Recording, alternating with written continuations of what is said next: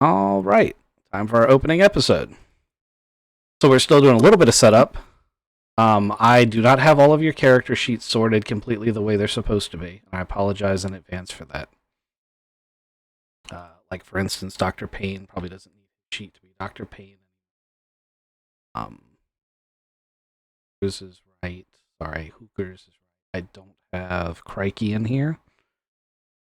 You guys feel free to talk to each other. So you guys are actually on a ship on your en route to the planet.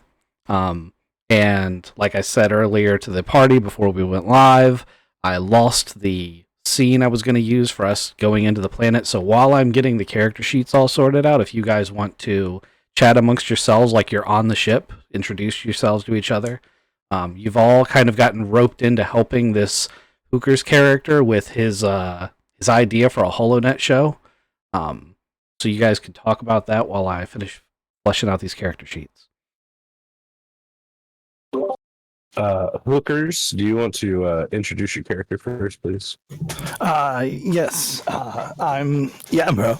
I'm a bartender. I'm a Bith. Biths have evolved way past the need for violence, and I had a bar called the Pickled Pie. It was awesome, and like everybody could come and just have a great time.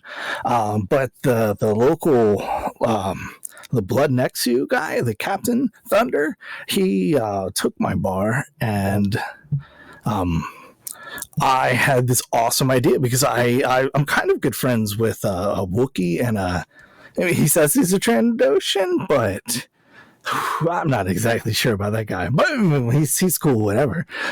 He likes to eat pickled Giza, and the Wookiee Crikey, he likes to eat pickled eyes. Like we having a good time, and they said they were amazing hunters. So I said, all right, here's a thing that doesn't exist right now. It's a hunting show, and we had a smuggler come in. He said that he just got a brand new ship, and we went to his ship, and the owner of the ship, I don't know, it wasn't the owner. He said the ship was owned by the Black Sun, and there's a giant droid that like fought us. So I personally shot that droid right off the ship with this awesome shotgun right here, and then we flew out real fast and got a small licensing fee, and we're headed to the world right now. I know everybody on the ship except for the guy over there in a green hat. What's your deal, green hat guy? Yeah, no, my name's Dane Mahoney. I've been doing lots of desk jobs back and forth. I was an accountant for a while, then I worked my way up and was part of production. And the people that you pitched your whole deal to for the whole hunting show, I work for them, and they sent me along. They wanted to have somebody on the inside as part of the crew. And since in my spare time I like to do some hunting, some fishing, and some camping, but yeah, my hunting is usually small animals, not anything like we're about to see here. So we'll see how well I do out in the field. Awesome. Crikey, you want to tell us something about yourself? Right. Well, I'm Crikey, and I'll be making sure everybody gets home safe at the end of the day. I know that you probably expected a bit of a Shriwook kind of sound to me, but I've got this transliterator droid here who's going to be translating for me. Sounds a little strange, but I assure you, we'll be getting along just fine out there in the whoop whoop.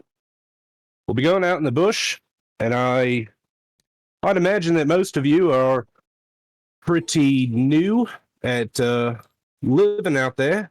I want to assure you that you will be fine as long as you listen and follow the instructions.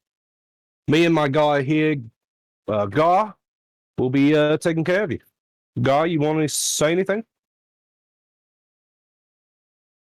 Don't listen to us. You're probably gonna die. He's just playing. He's we're gonna have a good time. We're gonna have a great time. Now I know we got a bunch of crewmates meeting us planet side to help us with this production, but I think what we need to do is really check out a camp when we get down there. I'm pretty interested in where we're going to be staying for the next few months, right? At least we gotta hunt a bunch. We gotta produce a bunch. Yeah, I'm gonna say at least a month. No, at least 6 months. That'll give us enough episodes. Definitely. Oh, and also the guy who bought the ship. What's your name over there? Argon. Who are you? Well, hey, I am actually the smuggler, and just want to let you know, I want to correct you. It was my ship. I don't care what you think. I don't care what that droid said. He was my ship. It was my ship, and he came on my ship. And I just want to, even though you kind of blew it out of proportion a little bit over there, yeah, you did help defend the ship with your crappy shotgun. But yeah, the droid kind of took off. By the way, when are you going to get a better gun? Because we're going to need to get you a better gun sometime. Because all you're going to do is just scare people away. Possession is 9/10 ownership. There you go. See, that's what it is right there. Not when it comes to the Black Sun. Like, they own a lot of things, and that's not. Pretty sure they would tell you possession is 9/10 ownership. They would literally tell you that when they took your shit. I'm pretty sure that shotgun you had is the one that definitely defeated the Golden Sun. I mean, geez, I'm pretty impressed. That gun is actually pretty wicked if it scared away that droid like that. Just to clarify, are we on his ship right now? You sure are. Okay. It's a turtle-looking thing. Yes. So it's a G. I wouldn't get too attached to it, but it's a GHTROC. I always pronounce it G-Rock. That's not actually how you say it. 720 light freighter. Its best notable feature is that it has 2 giant life pods bulging out the back. Those are probably the most useful things on the ship. And it's my ship. I just want to let everybody know that it is my ship. That is another very useful thing that it is. Here we go. Here's a little token. Y'all approaching the planet. Look at us. All right, so we've got this crew together. We've got someone from upper management already poking in on Hukru's show, and he's got an idea, and he's made a deal, and as you enter orbit over the planet, there are Imperial Star Destroyers in orbit. This is a very Imperial world. This is a resort world for the Empire. And as you fly initially over, there's like this sparkly brand new resort that you see that's like bulging out of this, hilltop on the forest. And at first it's all glamorous and stuff. Then you fly over that, and you fly for quite a while over that. And as you come over the water, there's signs of Imperial patrols. There's these weird looking TIE fighters that are in the atmosphere flying around, and they kind of like escort you for a little bit and make sure you like guide on the right course. Then eventually what looks more like a shantytown city comes into view. At the mouth of a river that feeds one of the larger oceans on this side of the planet is the city of Orlith, and it is your port of call.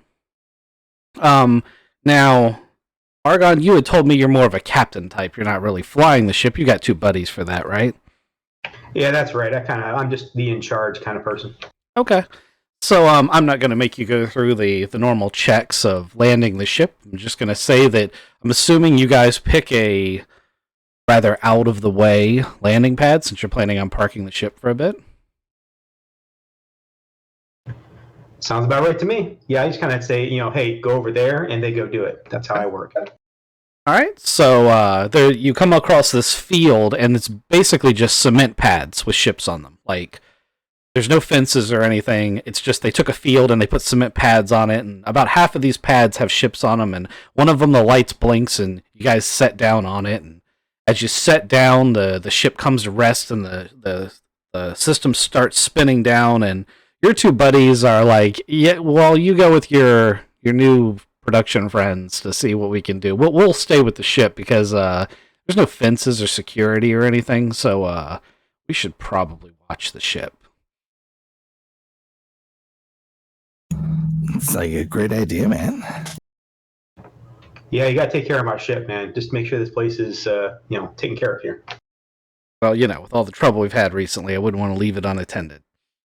No, yeah, I hear you. I hear you. A lot of people out there think it's theirs. They're wrong, but they think it's theirs.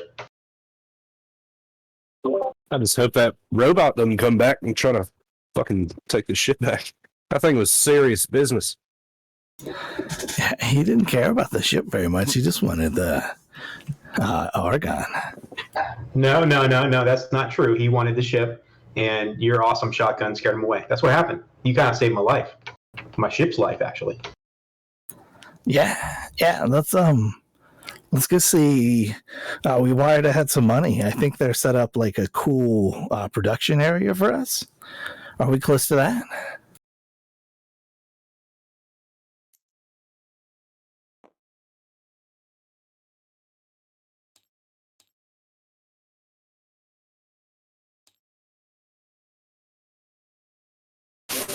It's the city of Orolith.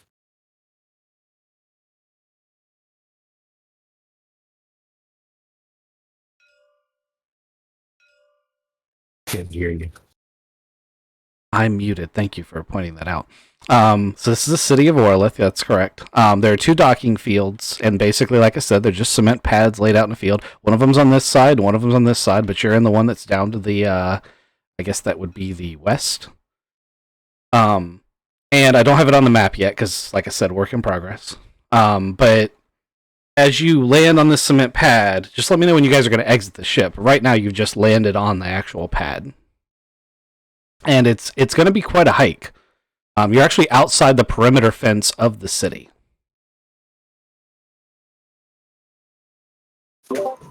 Yeah, can we call in for a cab? Just ride in? Or you guys want to walk?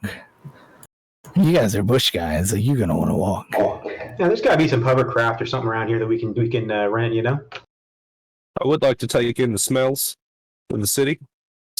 We're new here. I want to know what kind of food they got.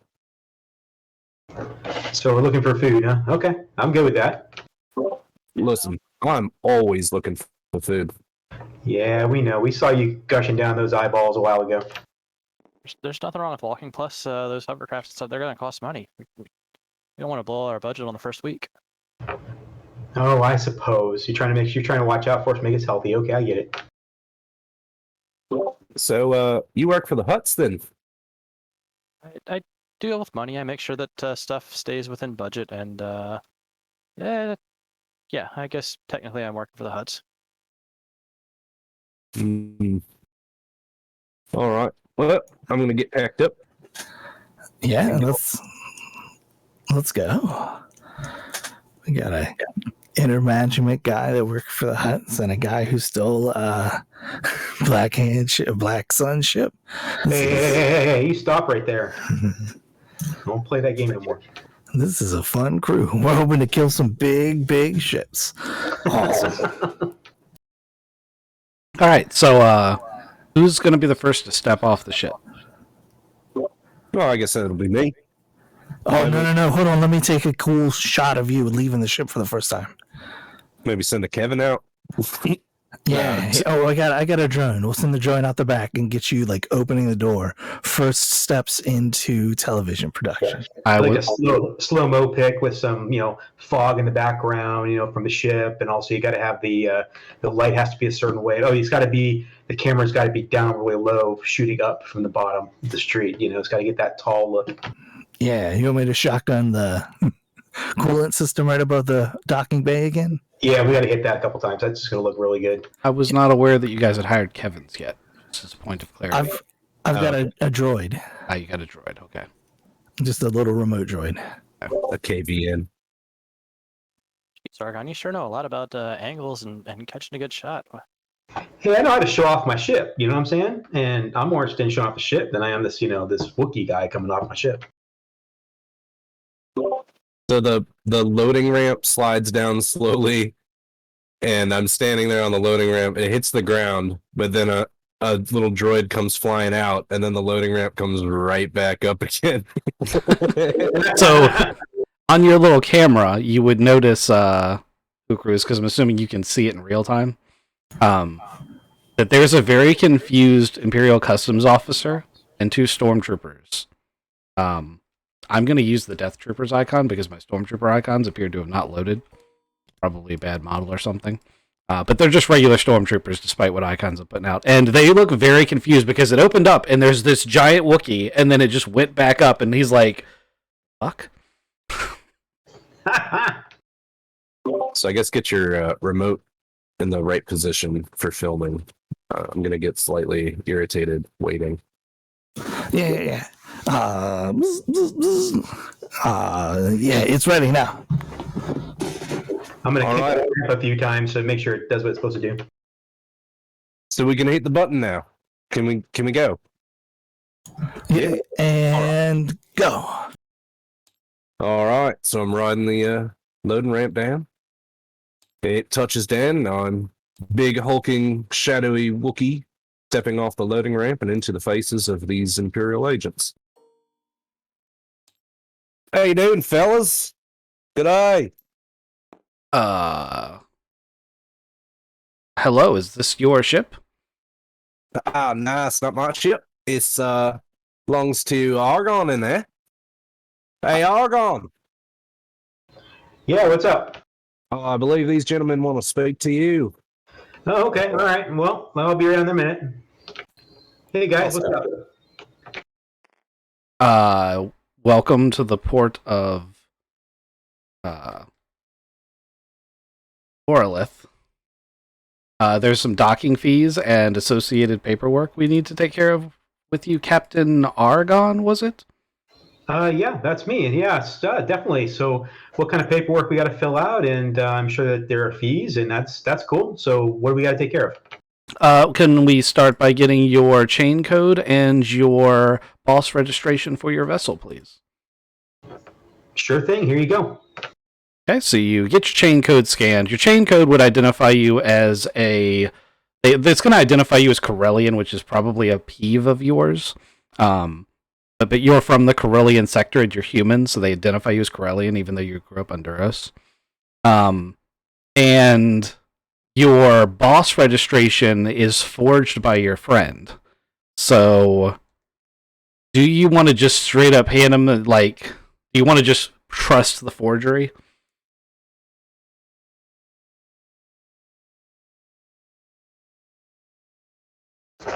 Yeah, we're going to press the forgery.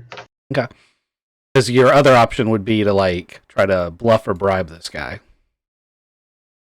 Well, that's a good point too. The bluff or bribe thing, I could always just hand him the forgery with a few credits underneath it, and kind of do a handshake with him as I hand it to him. You could, if that's what you would like to do, you can do that. That will make it more likely, as long as you use enough credits. That will make it more likely that this will go smoothly. However, that is a very fast way to drain your bank account, so it's up to you.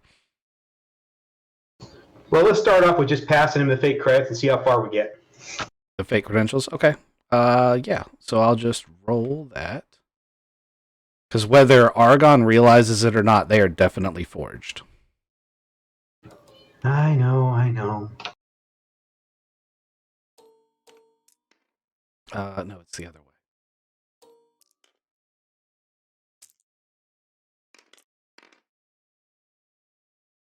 Okay. So he accepts the forgery. He fails his perception check to see through the forgery.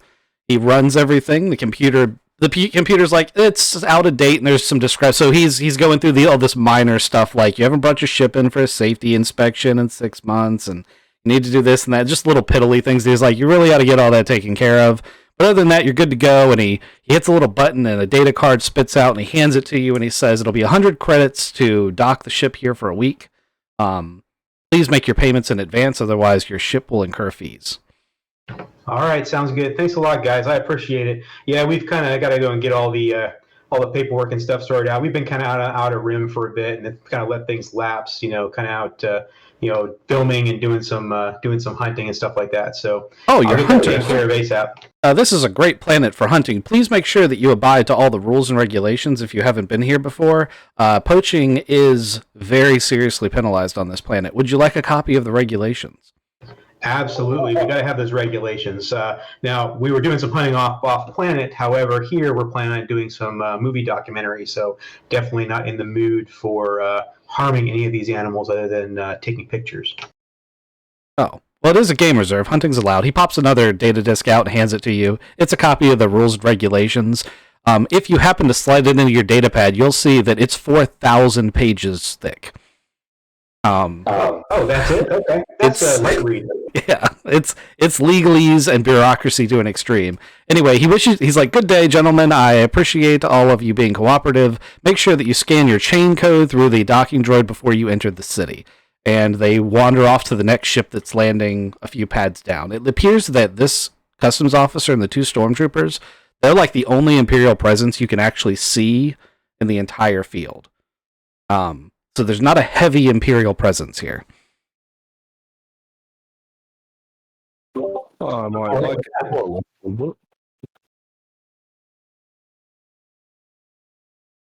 right, so we got to pay for the docking shit, and then we can leave. I said scan us at the door, and also we're definitely hunting.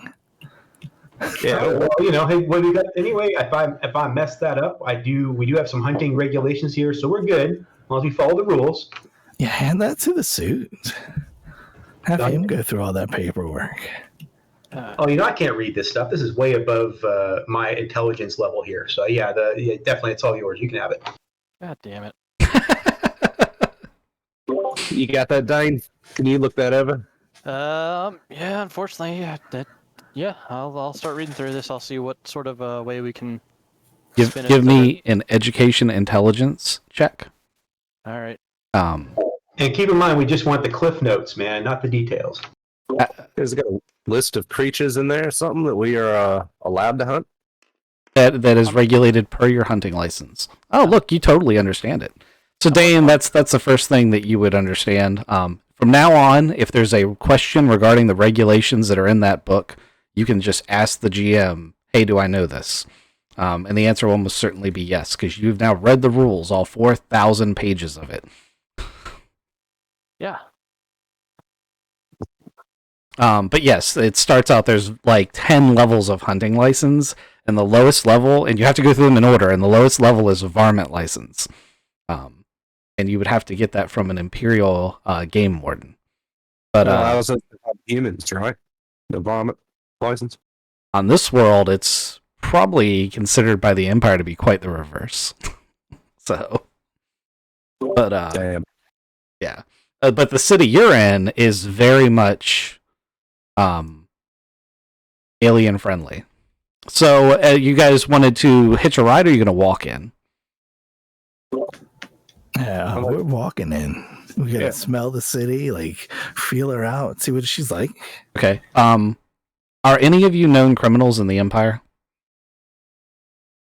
Not me, bro. Not here. No. Yeah, just making sure.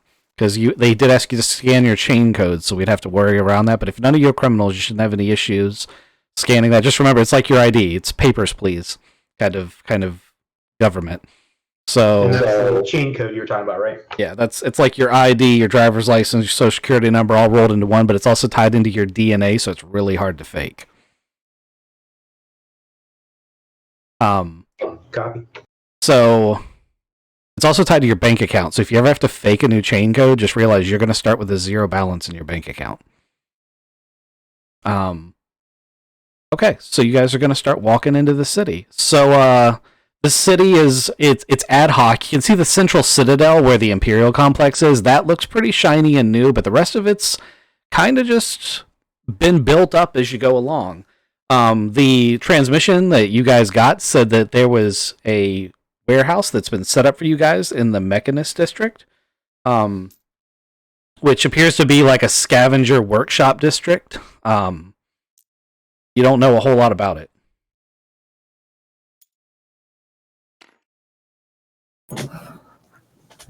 So we're just gonna walk around and enjoy ourselves for a little bit. Eventually, like an hour in, because I assume it's a pretty big city, I'm gonna call over to the shop and say, "Hey, we're on this street and this street. Can you talk us in?" I'm gonna call over to the shop. Uh, Kenny G is there, and I'm assuming that he has some sort of comlink code that you would know. So you can do that. And you basically just say, "Hey, we're here, and how do I get to where I need to go?" Is that what you're saying? yeah, You have a data pad on your person? I do. Okay, so he can just send you GPS coordinates, and you can Google walk that thing all the way in. Nice. Did we get enough of the city guys?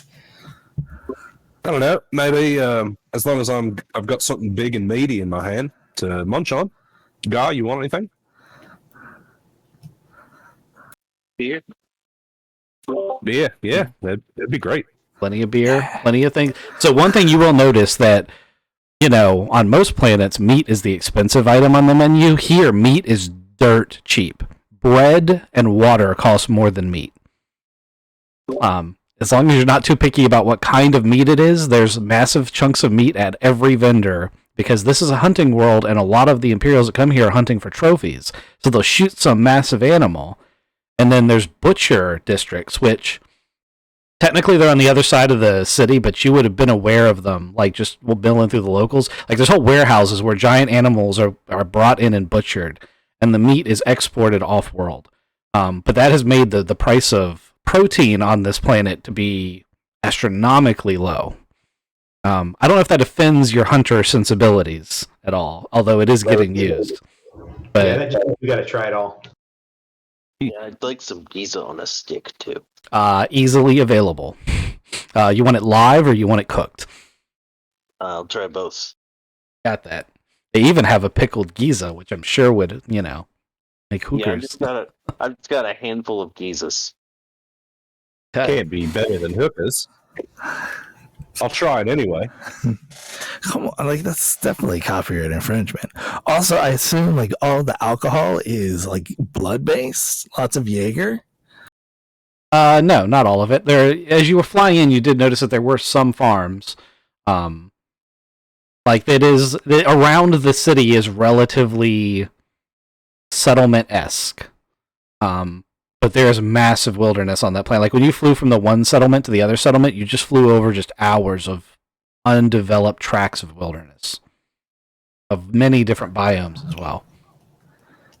Just the wheat fields and corn fields, like it's just beer and meat. This place is pretty cool, guys. I mean, the beer would have been rather expensive. That's less cool. Right, so let's make our way in. It sounds like we need to look for some scavenger grog. Okay. Let me go ahead and move you guys. Hey, you think your ship's going to be okay with you two buds back there? Yeah, I think as long as we got our credentials there, and I think everything's good with the Empire guys, I think we should be all right. As I kind of scratch my head a little bit in fear. You could have given those guys a fake name, and we could have just left that ship there forever. Saved you 100 credits. Have them impound it. So, as you guys walk into the district, not quite at your destination yet, but you probably approach from the bridge side, from the direction you were coming from. And there's a pretty significant little district here. I have not developed most of the rooms and buildings, but I did put the bar in and the placeholder for your building. That if you wanted to meet some of the locals and experience some of the life of the city, this is the place to do it, because these are going to be your neighbors for the foreseeable future. Right. Okay. Yeah. Straight to the bar, or say hi to the guys in the shop first? Well, let's see. Crikey here, he walked across the bridge first, so I'm going to give him the view. As you come across, there's like this open courtyard area, which this is actually, like each of the districts seems to have like a central courtyard. And as you come around the corner, there's a bunch of Jawas milling around an abandoned warehouse, and they try to make it look like they weren't just stripping that airspeeder for parts when they come around the corner, and then they realize that it's not yours, and they go back to doing it immediately again. Over here, there's some sand dwellers from obviously a desert area who are having a heated conversation, and off in the distance you see Imperials. These are the first group of Imperials you've seen in this district. And they're over here pounding on one of the doors, trying to get him to open up, but it looks like the building's abandoned, but they're definitely looking for someone specific. Everyone's giving them a pretty wide berth. There's various merchants in the square plying their trades, and there's some thumping music, some bass coming out of this cantina that's right next to your warehouse. All right. Hookers, you said you were meeting somebody or somebody out in the warehouse? Yeah. My boy Kenneth he says it's I think it's this building right here, but there's a bar right there, and that's the fastest way to learn the city. I mean, I've had 2 drinks on the way here, but we could go to the bar. That's fine. It's a little day drinking, and then it's just what do they call that? A pub crawl. That's exactly what it is. All right. Let's start heading to the bar. I send Kenny a text as we're headed to the bar. Meet us there. I can do that. He's like, yeah, I've made plenty of friends there. I'll be over there in a minute. As you guys walk in, it's definitely it's an interesting bar in that you guys have spent a lot of time in Imperial space.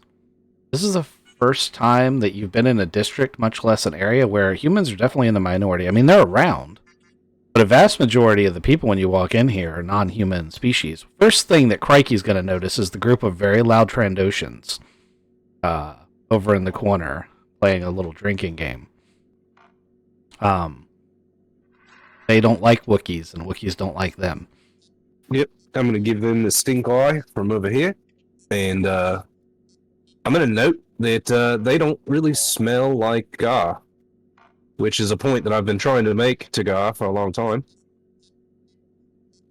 That's because I bathe regularly. Right, which is something that Trandoshans don't normally do. Trandoshans don't normally have Wookiees for friends. That doesn't stop me. There's a loud roar of another Wookiee over in the corner as you guys are having this conversation as the Gungan goes, I wins! And then he rips both of the Gungan's arms off and throws him into the corner. Misa win again! Ah! Pretty much. Misa lose. Misa lose bad. Everyone stops, like, it's like that whole, moment where everyone stops for a second, and then the Gungan kind of bleeds out a little bit, and the Wookiee just turns and roars at the rest of the bar, and then the music starts up again, and everyone just goes back to what they were doing. And the Cathar is like, that's going to cost extra, you better clean it up. Are the arms just laying on the floor? Yep. He's bled out at this point. Yeah, I'm gonna go over and pick up an arm. Okay. Free food? I'm gonna take it back to the bar and be like, you want some? The Cathar's going to be like, 10 credits and I'll cook it for you. No, I'm good. It's just like pizza. Oh, you like stuff raw. And she turns around and then grabs a drink and she pops what is definitely an eyeball into it and hands it to you. Tell me what you think of this. I try that out. It's incredibly bitter. Definitely has blood in it. That's pretty good. Just like, all right. That's definitely going on the menu. Been working on that. It's got the scent gland from a Burma in it. Is Burma native to this planet? Well, nothing here is really native to this planet. That is an amazing translator you've got. Normally, I have a really hard time communicating with Wookiees. That's fantastic. But yeah, the most of the wildlife here is imported. It used to be a wilderness reserve in the days of the Old Republic, and the Ithorians were like trying to make this, super efficient habitat for all these rare animals. But when the Empire took over, they just turned into a game reserve, and now they just import anything that is fun to hunt. So it's kind of run amok. How long have you been here? About 4 years. I won the bar in a Sabbath game. Seems like there's a lot of that going around, huh? Car Snickers. I just lost a bar in a Sabbath game. But you know, like easy come, easy go. Yeah, Why do bartenders play so much Savage? you gotta pass the time. You know what I'm saying, Cathar? No, you don't. You just win. Oh, it's just me. All right. Well, maybe. Yeah. So we're new here. This is our first night on planet. We're looking to hunt. Do you know like what's our first step? Like, I mean, bartender to bartender. Where do we start off? You're new here. You're trying to hunt, huh? All right. So you're gonna start with a varmint license, but I'll tell you right now, if you follow the rules in the rule book to get one, you're gonna end up paying an arm and a leg. They're like 5,000 credits a pop to start, and they're just gonna rip you off. But what they don't tell you is that you can get sponsored by one of the locals to get one. And at the varmint level, it's real easy to get. You just have to go find a farmer who needs some help, and then go help them. Can you sponsor one? I could, but I don't have any work that needs to be done. But I do know someone who has some work that needs to be done. Did I just shoot that Giza in the back in that corner? I mean, you could, but if you go over there to shoot it, you're going to realize that it escaped from a bowl. Oh God. Seems like you got a varmint problem, lady. Gar's gonna go clean that up for them. Those bowls are dispensers that are tied into like a vacuum tube system that exists somewhere, and you realize that she's breeding Giza and has like vacuum delivery tubes to some of these tables where you can just pull Giza out of those bowls and eat them. Like that's a feature. Not a bug. Nice. So you're telling me I can't steal the magic lamp and just pull Giza out whenever I want? You guys are right next to him. You could probably negotiate for a vacuum tube to be run into your base. Wait, what? Well, are they tasty? If they're tasty, then yeah, we might want to do that. So for you as a human, you're going to want to cook them. I mean, I'm not into that Wookiee kind of stuff. Yeah, the Wookiee and the not Trandoshan can totally eat them raw, and their guts are made for that. You and the Bith are going to have a problem. No, I'm gonna have to throw that in some kind of. You know, Gar slurps these things, kind of like a meat popsicle, just sucks them right off the bone, huh? meat, bone and all. Oh, bone and all. Ooh, God. So you said you had a buddy who is looking to get rid of some varmints? Not necessarily buddy, business associate. She provides me with some of the wheat that I make some ale out of, and she raises bantha for export off system. A lot of the farms that are on the edge of town, they occasionally run into problems with, we're going to call them varmints, but sometimes they're a little bit more than varmints. They got to use these energy perimeter fences to keep the big things out. But I don't know. She didn't specify exactly what the problem was, but she did specify that she's looking for someone with a varmint license. And, I mean, they're a dime a dozen around here, but if you want to name drop, we can totally do that. How big are we talking? It won't be that big for a varmint license. They don't allow you to go beyond 50 kilometers away with a varmint license, and they don't allow you to hunt anything bigger than, say, a Canuck, maybe a Burma. So the varmint license is actually linked to a specific area, is what you're saying? Yeah, it's usually to a region. Gotcha. We got to start somewhere. Yeah. Here's how much are you looking for? Also, we're going to be here relatively frequently. We rented out the studio. We're calling it a studio, the warehouse, like right across the street. Oh, you're with Kenny. Kenny's been in here a few times. Kenny's fantastic. Very good customer, pays his bills on time. Can't get higher praise from a bartender.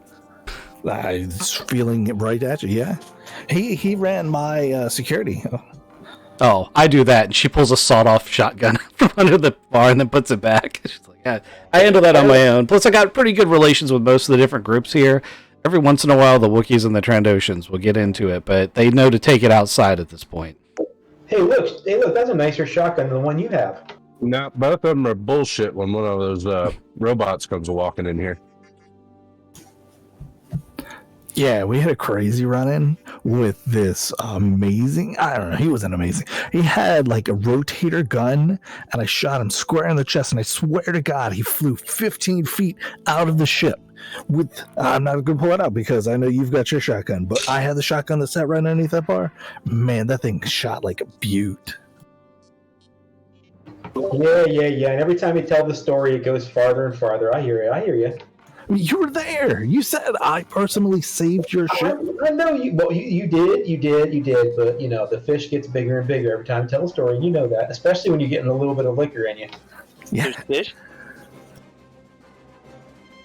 What kind of fish? Oh no, the fish story. You know, the big fish. You know, you go out fishing, and the fish that you catch always gets bigger, and the story changes every time you get more and more drunk. I want fish now. What, you hungry? Yeah, I say that yes, as I'm eating at least one more giza in each hand. Once you pop, you just can't stop. As a Gungan hand just bloop, bloop, bloops right down your gullet. Finger licking good. Yeah. So, Miss Mimum, is that you? Yeah. You can just call me Jen. Oh yes, Miss Jen. Yeah, let's talk business. Where's your wheat importer? Where I'm pretty excited. Okay. I'm totally willing to drop your name down as someone who can, do this job for it. It is time sensitive. Just as a matter of payment, I'll take credits, but in reality, I'd much rather have the neighbors owe me a favor. You all are an exceptionally well-armed bunch, and while I haven't come across anything I can't handle yet, I've been here long enough to know that those situations do occasionally get dicey, and, if I have any trouble with the locals, I'd like to be able to call on you boys. Is that a fair trade for you? I look her right in the eyes and I give her one of those big old handshakes. And says, "That sounds great, ma'am. Miss Jen." Dane right. was trying to not spend money before, so not spending money now, it kind of makes sense. Outside of the 3-4 drinks that we've all had, and all the skeeza, he's taking another one. Hey, this is a write-off, right? We're talking business. This is a business dinner. You can write it off. Yeah, is that the suit says that, right? Was that in the book you read? No, you can't write off. We did some social networking. Like, we got our first gig. That's right. Yes, we have some material that we can film, but just because the work that we're doing is with the business, that I'm making sure that the stuff that you guys do doesn't cost too much. Yeah, and we just gave her a handshake instead of money to start our first gig. No, I'm all This for is that. the definition. This is the definition of work related. Yes, Yeah, exactly. and just because the money we're spending is work related doesn't mean that the money's still not being spent. But you So can't that's- write it off in like taxes or something. Isn't that what you do? You Yeah. tax me. It's a write-off. Yeah, that's what they said, Yeah. write-off. Business expenses. Well, hey, if that's the case, give me another drink. Business expenses as he grabs another pizza. There he is. The geezer are like the peanuts. They're on the house. All right. Yeah, Well, right, one of those if that's the case. hot Gar's chocolate having a hard time not just even raw. putting his mouth over the vacuum tube. Raw. You get.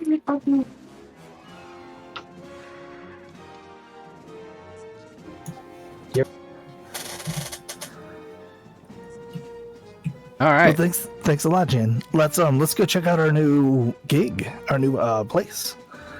Pirated Pickle Eyes LLC. You guys are totally welcome to change the name. I went with what you said during session 0. Yeah, I mean that's what it felt like during there. But if we want to pick a better name, especially now that we got the suit here, much more official. I like the name, but I didn't know if you guys would. So as you guys are heading back out, these stormtroopers, they've got some Arconian. That's what Waz was from the last campaign. Blatantly assault user, you can tell. They've got him in binders, and they're pulling him out of the building, and they're just walking off with him. And They've just pulled somebody out of the house. They're not giving any explanation. A couple of the neighbors look like they want to say something, but they're too afraid to. And, I bet that one will be up for sale here soon. We need some other place to stay. And we don't need to expand just yet. Let's keep our cost spending within check. I lean into Crikey. I'm like, I don't like him. He's a bean counter. That's what they call him. Bean counter. There's beats. No, we're talking currency. Cold hard doubloons. What does that got to do with beans? He just likes counting things. No, he just stuck on the food idea. That's what's going on here. I do like beans. Really? Oh, I'll eat anything. Neat.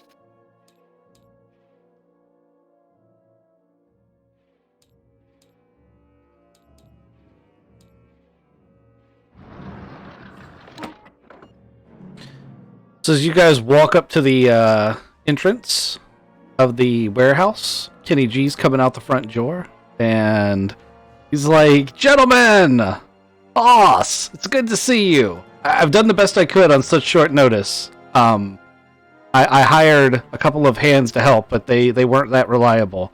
Some of them may have just taken the credits and ran. I'm sorry, but we did what we could. It's got walls now, so and this big door." Awesome. I mean, it's we all got to start somewhere. Give us a big tour. Oh, it's broken. Oh man, the door just like falls backwards when you get close to it. Awesome. The coolest door I've ever seen. Fixed.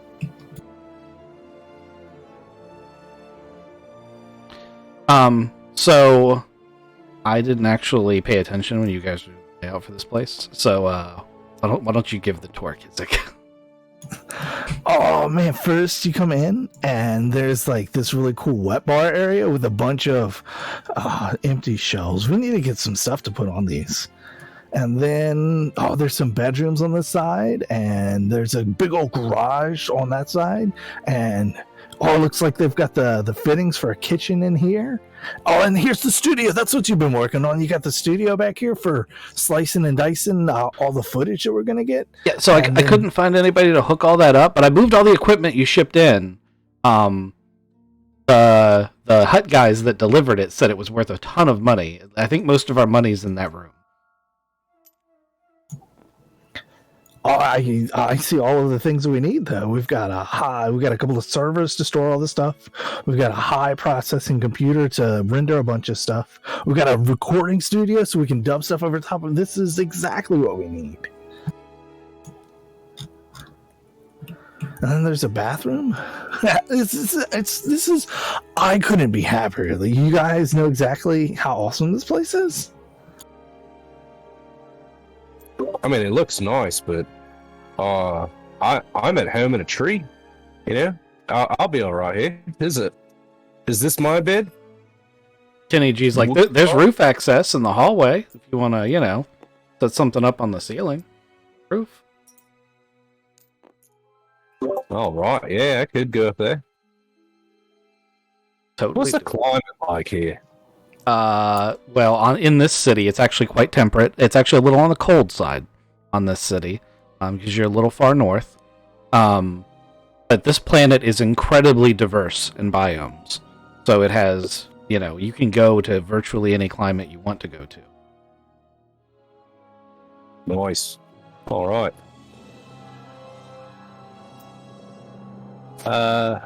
All these taxidermied animals in here, they're fake, Kenny. You know that? I mean, some of them are fake. We kind of had to buy what we could. It's a hunting show, so we needed a place like a trophy room, and you guys hadn't killed anything yet, so I got what I could. I'm assuming you're gonna want to do I don't know, static shots, interviews, B-roll footage, stuff like that. I guess. Yeah, right here in front of this cool pelt hanged on the wall. And there's All plenty right. plenty empty spots for you to put your new trophies. I misunderstood, Kenny. I thought you were a director or something. No, I just I do I do whatever Hookers needs. I used to watch the door. He pickles things for me. He pays me real well. I sort of don't get along with my people, and Hookers took me in, and he's family, Yeah, I do know. Actually, you see how that other Wookiee pulled that guy's arms off in the bar? They call me the Wild Claw, but he can get away with stupid shit like that. It's ridiculous. It was pretty cool. I agree. It was cool, but still. I want to pull someone's arms off now. Yeah, I mean, I got kicked out off my world because I sort of protested the fact that my people keep the other species on our planet as slaves, and yeah. So I live with Hookers now, but yeah, most Chevin they're slavers, and they believe in they believe anything for a profit kind of deal. I still like profit, but I do believe there should be some lines every once in a while. But apparently that's heresy. So. Nah, slavery's pretty bad. Yeah. Speaking of which, crikey, we haven't met, but I can't help but notice you're a giant Wookiee. Righto. Yeah. You might wanna wear one of these bands, and he starts tapping on a machine, and a little holographic display comes up. It's like it's a band that the freed Wookiees around here wear when they're not slaves. It may keep the Imperials from asking too many questions. Some of the Imperials in this town don't care as much, but there's a lot of Wookiee slaves in the Empire, and they tend to be extra prejudiced towards Wookiees. He looks uncomfortable approaching the subject, but he also doesn't want you to get hassled for no reason. Right, where can I get one of them bands? He's like, we can probably make one. It just needs to have the part of your chain code on it that says, slave. Yeah, we can probably put one together in the workshop in no time. All right, let's do it. I don't want to get hassled too much by the Imperials. They suck, to say the least. Yeah.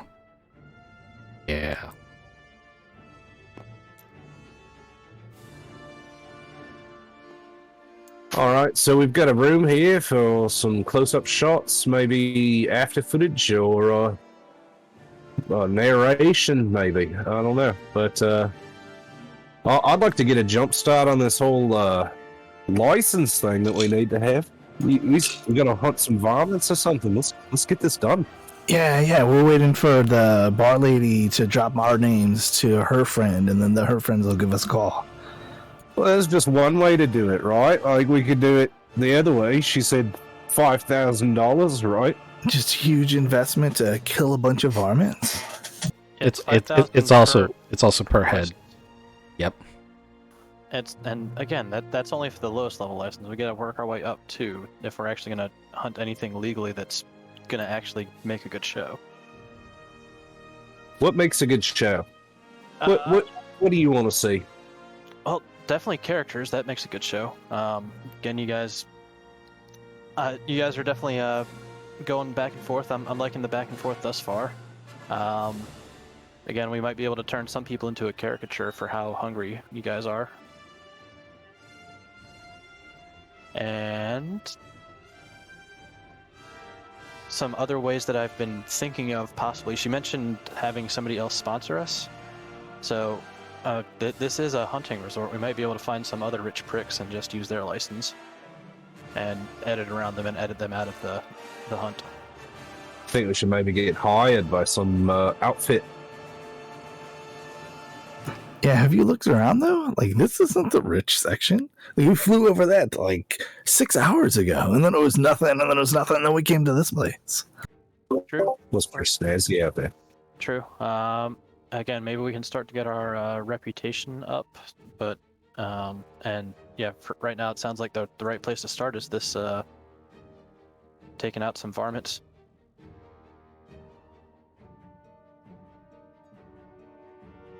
point is a good place to start. Wet our whistle.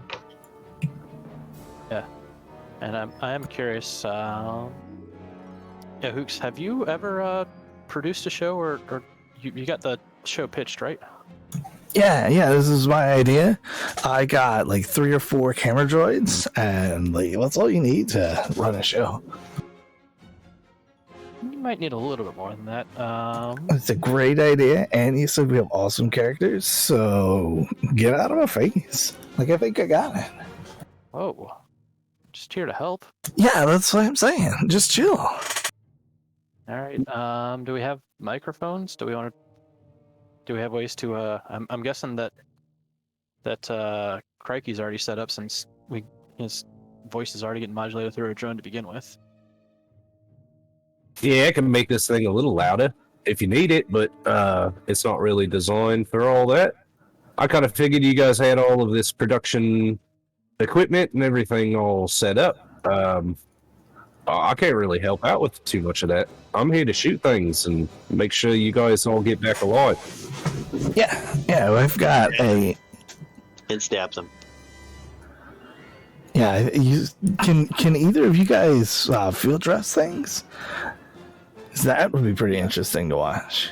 You mean put it open and pull the stuff out? Yeah. Oh, good. I thought he meant put a skirt on it, and I was like, field dress it? No, we just gonna eat it out there. I mean, you gotta do more than just take a bite of it. I mean, well, not you two, but I would need more than that. Like, you give me a nice fillet, and then we'll get a oven, like a fire going. This is a cooking show now. I mean, yeah, you hunt it first, you explain that's really cool, and then afterwards, beers plus fillets around a campfire, and reminisce about how awesome the day was. Oh, right. Okay, I like that. That's cool. We can do that.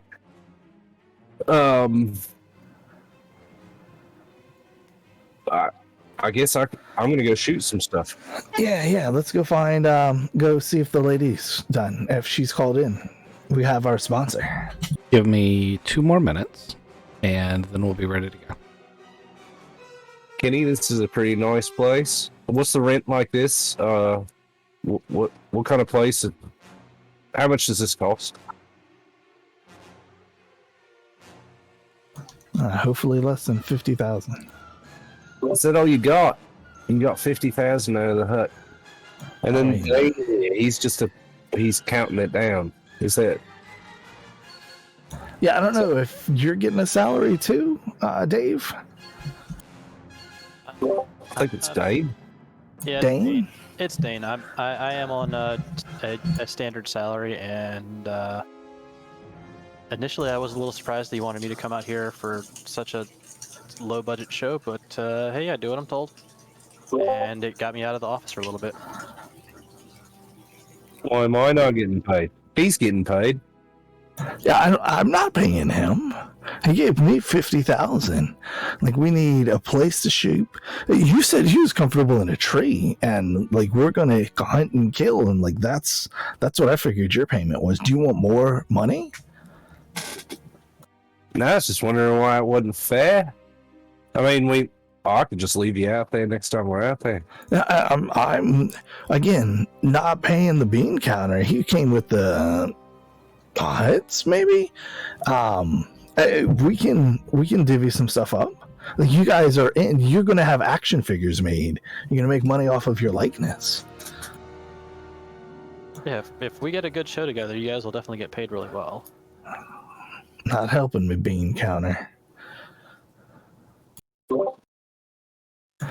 So do you like whatever we need right now? I'm keeping tally of however much money that I owe that hut, and when I run out of money, we either need to be making a profit or figuring something else out. So at this point, though, can you green screen really well? Because we don't have anything to hunt. Yeah, we're working on that. The lady's gonna call back. So you think we should just like make action poses and shoot into like shooting range, and then put like fake that's not a good hunt. I think there's a lot of biodiversity here on this planet. We can go to these different biomes and pose, get a nice static shot, and maybe edit in some animals or some crazy shit. Makes it look like we're doing something. Again, there are some nature shows where they go and show different locations, but there's nothing that really shows action hunting shots. Hookers, your comlink beeps. Hold on, guys. I got a call. This is Hookers. How can I help you? Hey, it's Jen. I'm forwarding you the information for Sis Dalrum. She's expecting to see you within the next day or so to take care of her Canuck problem. I went ahead and set everything up for you. She's going to arrange, assuming you guys complete this, for each of you to get varmint licenses.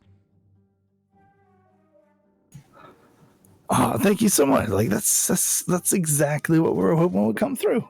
Guys, look, we're gonna go to Sis Dalrum. We're gonna fix her Canuck problem.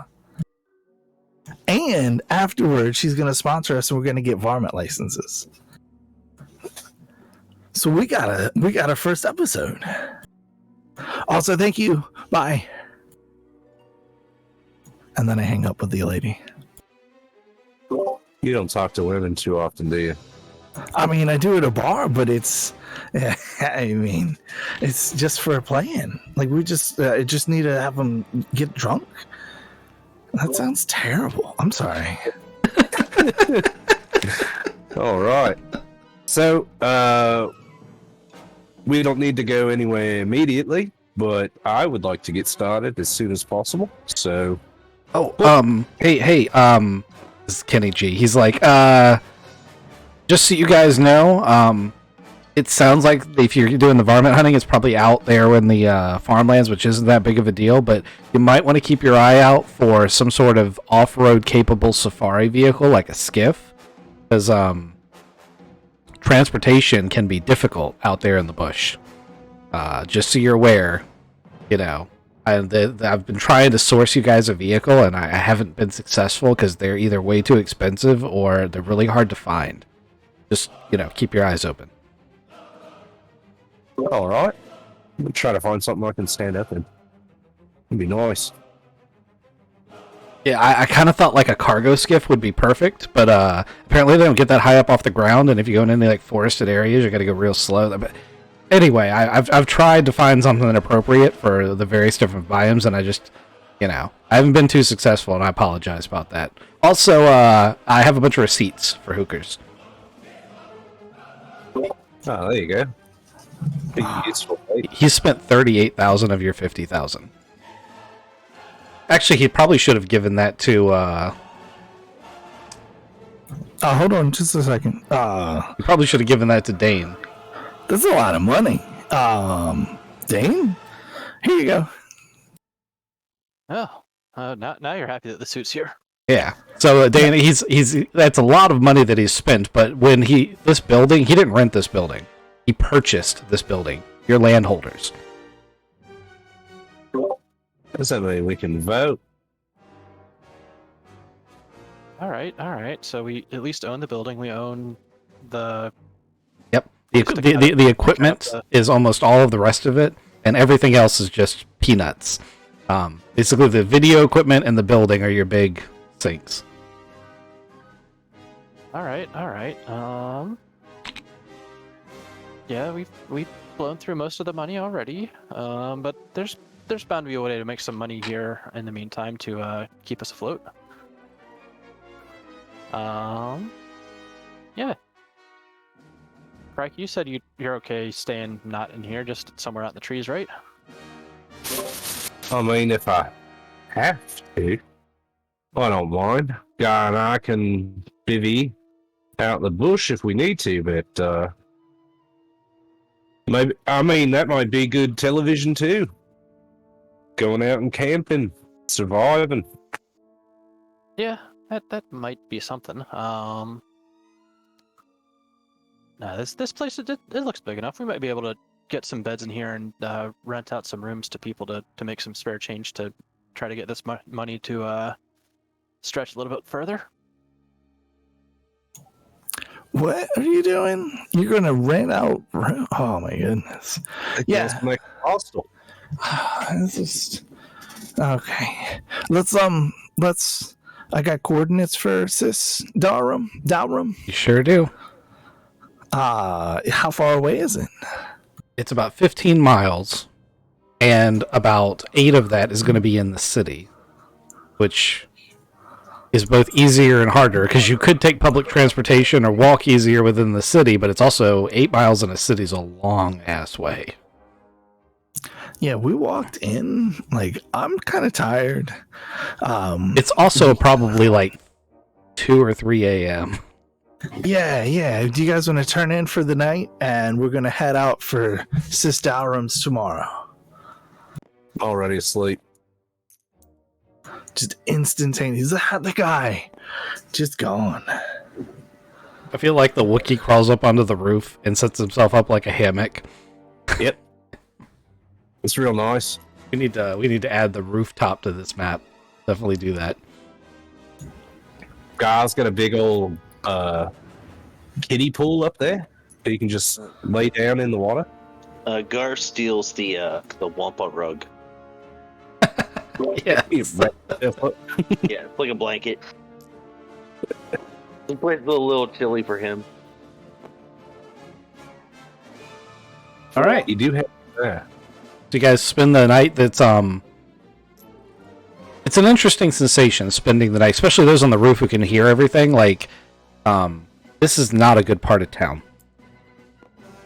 It definitely comes alive at night, and you get the impression that walking the streets at night is a at your own risk kind of proposition.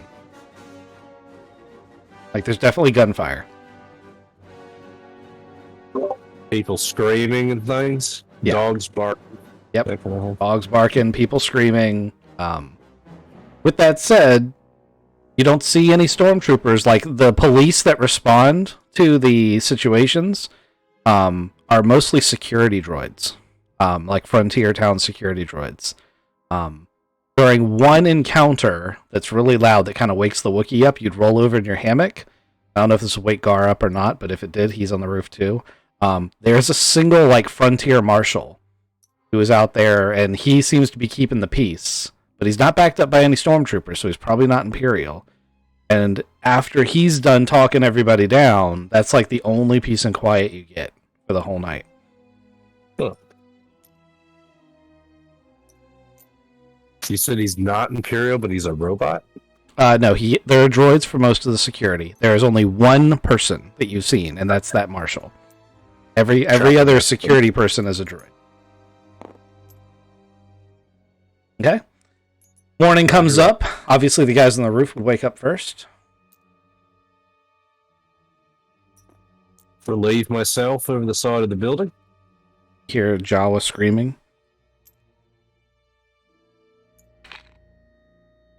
I'm going to take some of the geese that I had pocketed away and had them in my swimming pool and eat them for breakfast. How many did you put in the swimming pool last night before you went to sleep? 3. Okay. There are now 8. Yeah. All right. I got to keep the pool. Pocket snacks. So I just got to make sure that I leave at least one Giza in the pool. 2. They do still need 2. Damn it. All right. Why did they need 2? No. So you need to put a big net over the top so they don't escape. Why? That's what your hammock's for. Oh, there we go. This is just a self-perpetuating, like, crab trap for Giza. So that's why they're free, by the way. They'll eat anything and they reproduce at a prodigious rate. Like, during the night, they were nibbling on Maul's. They were like remora eel things. Like nibbling on Maul all night and having babies. That's what they've been doing.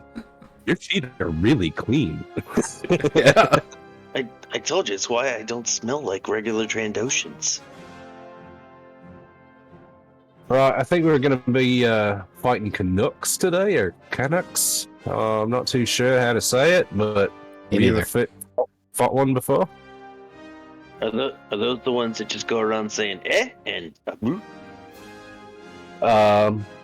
I thought it was like that. You know, in It's- all honesty, they're common enough beasts that you'd be able to look them up. Okay. They eat anything. I think they the frog-like looking things that can they'll eat anything that fits in their mouths.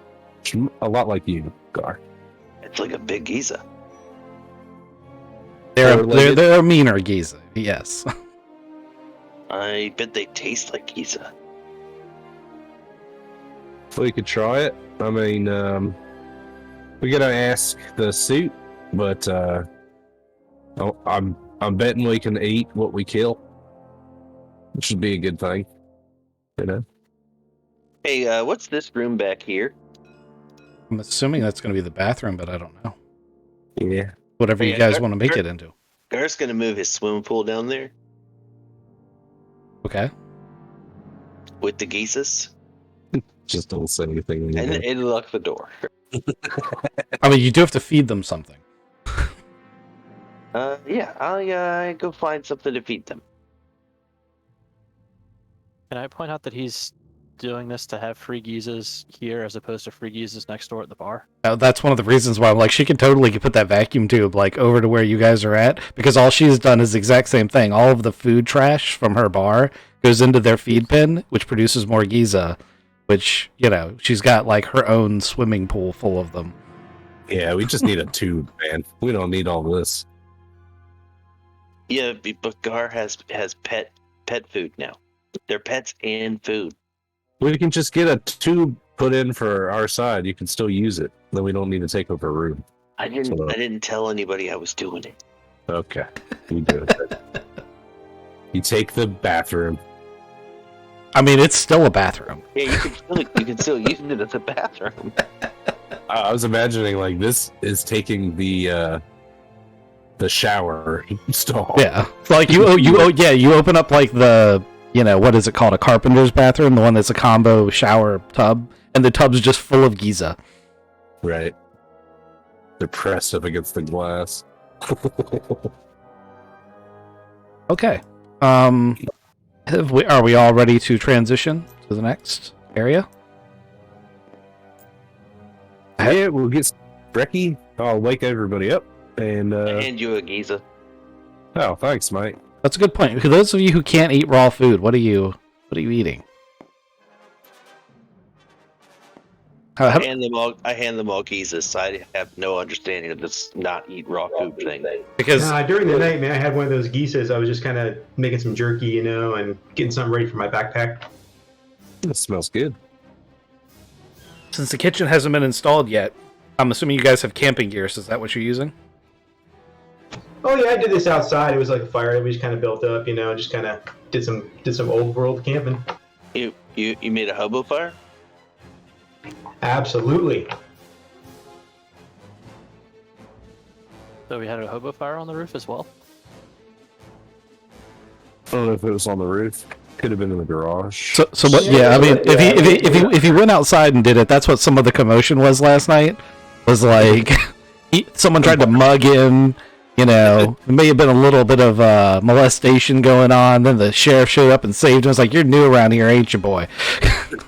Yeah, you know, it wasn't very fun out there. I had to fight for my meat, if you know what I mean. That was you screaming. Yeah. Oh my! I thought it was a little girl. Right? Oh man. All right.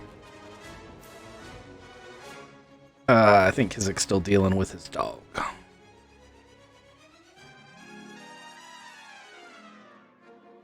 I didn't need a copy.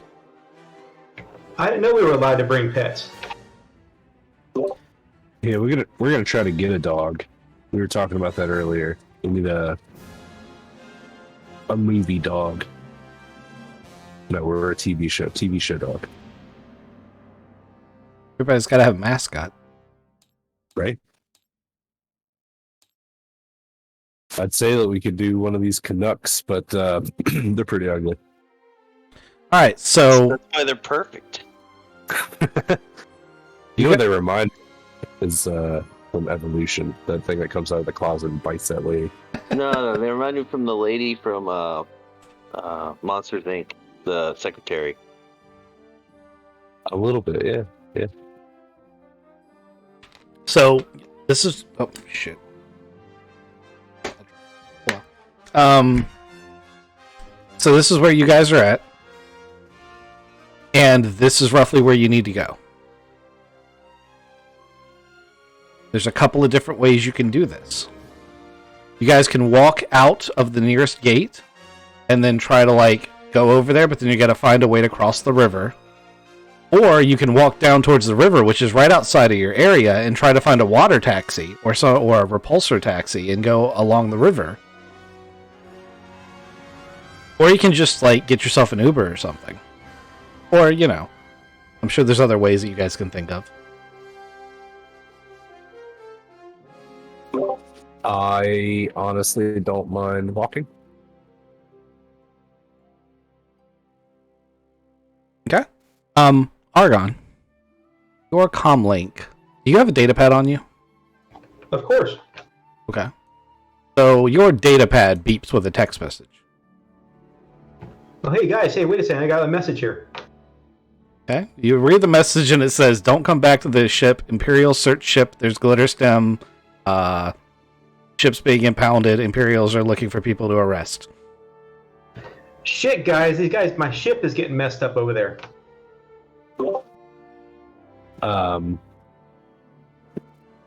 What's going on?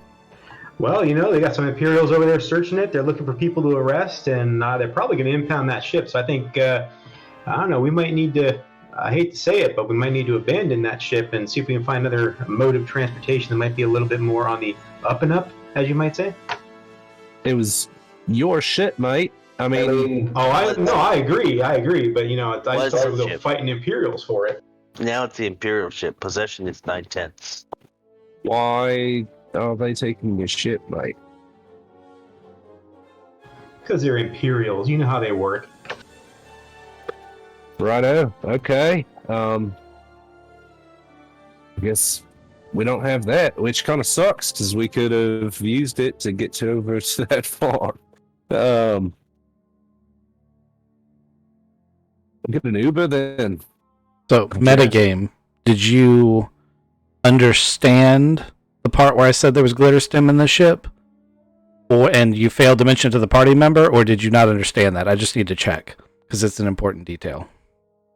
I must have missed that. Okay. Go ahead and repeat it. Yeah, no, when you got that text message, they said Imperial Customs agents found glitter stem in the ship. Glitter stem is spice. It's the crack cocaine of the Star Wars universe.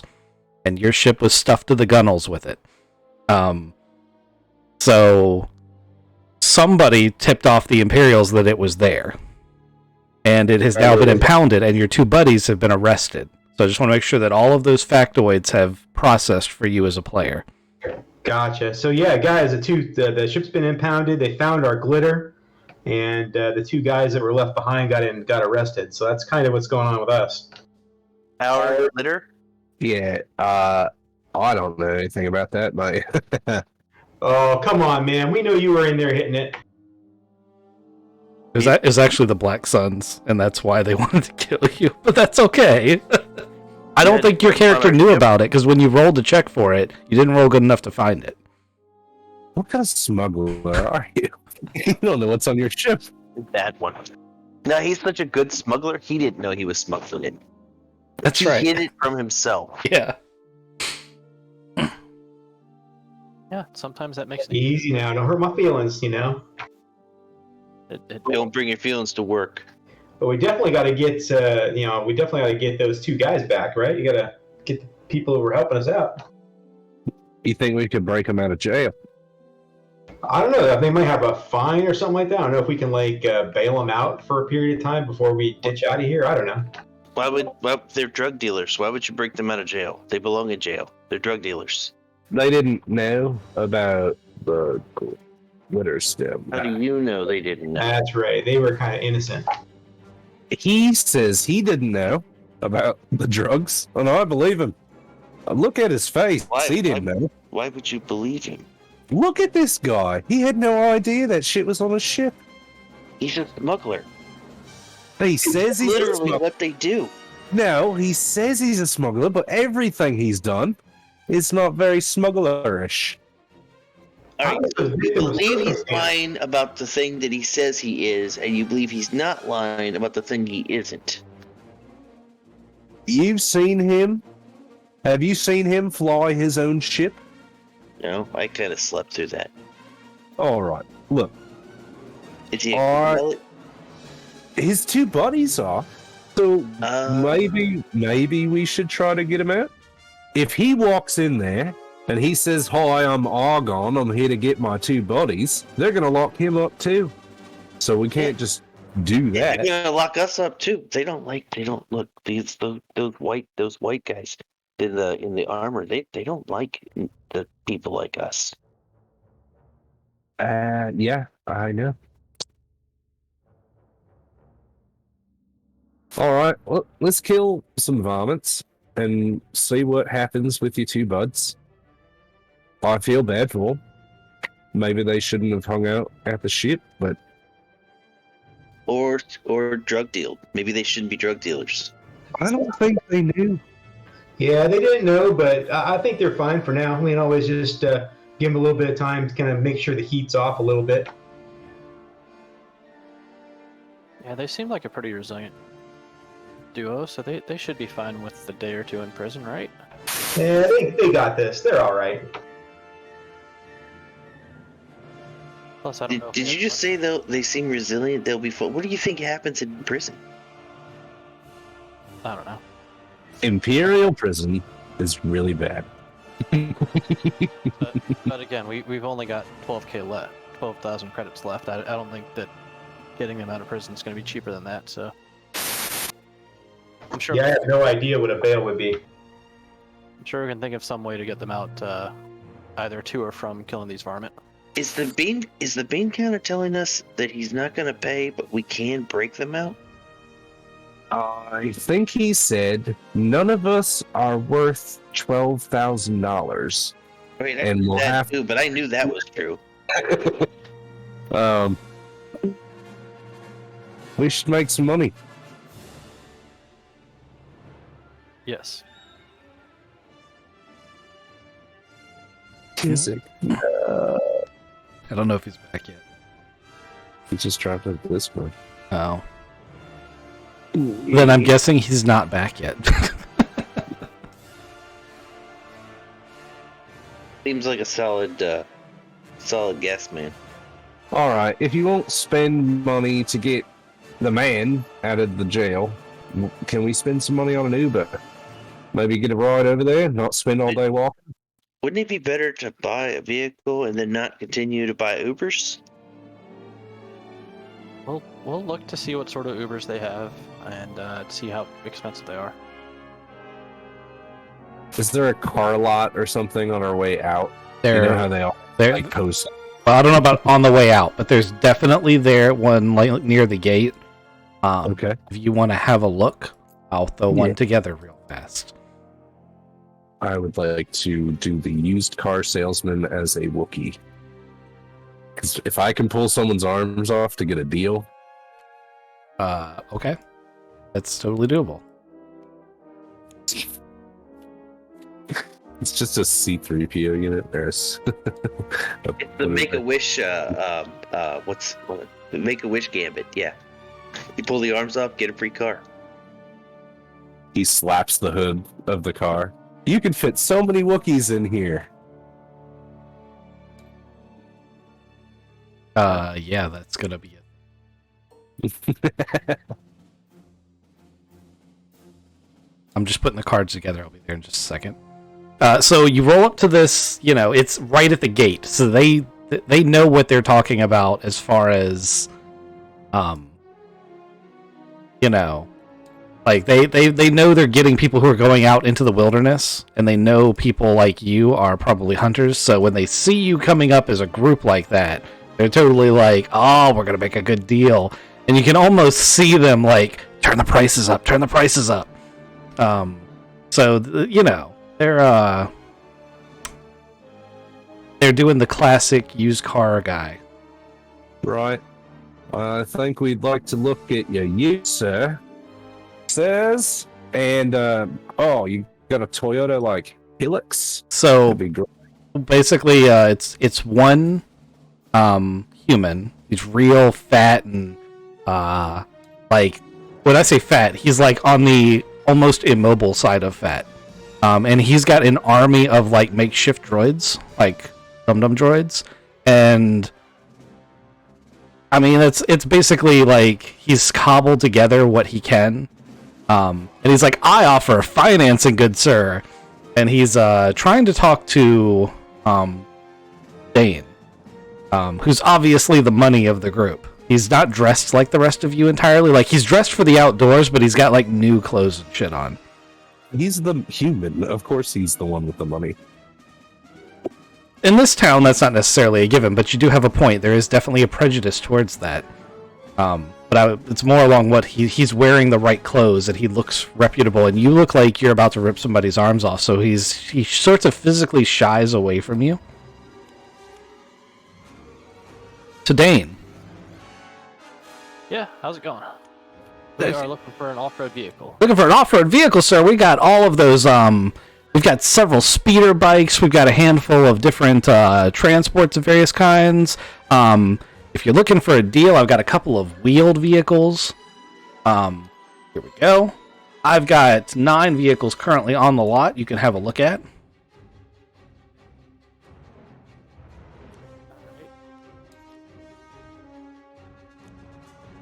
Now, I know you said that you're trying to give me a deal, but how about me giving you a deal? What sort of exposure are you trying to get here for your lot?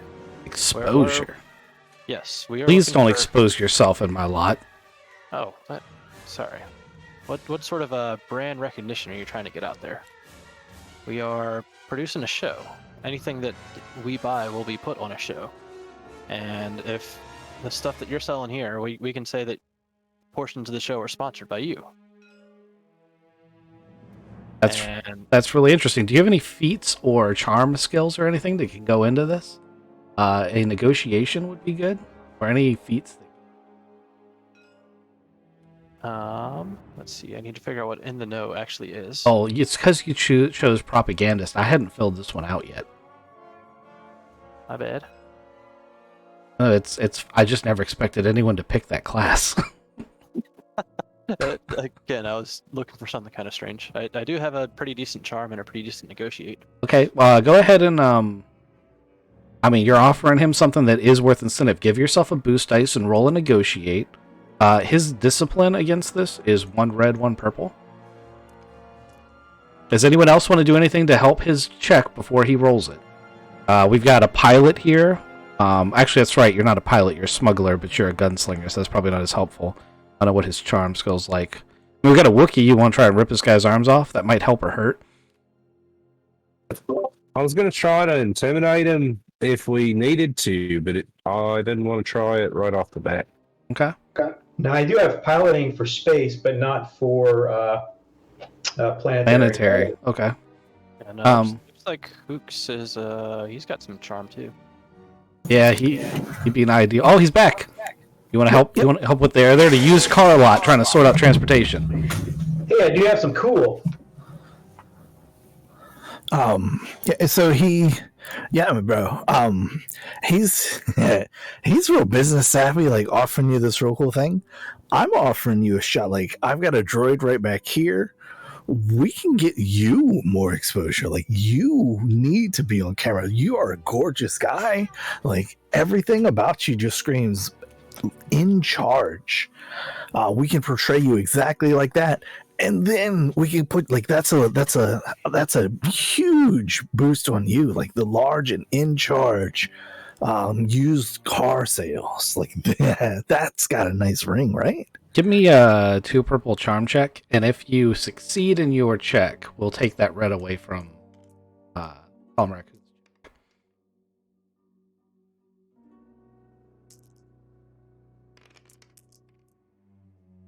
But you didn't succeed. How would you like to use your triumph, other than obviously convincing him because you did fail the check? If you don't have anything, I can help you with it. I get a great deal on it. Isn't Like, that's the point of his check?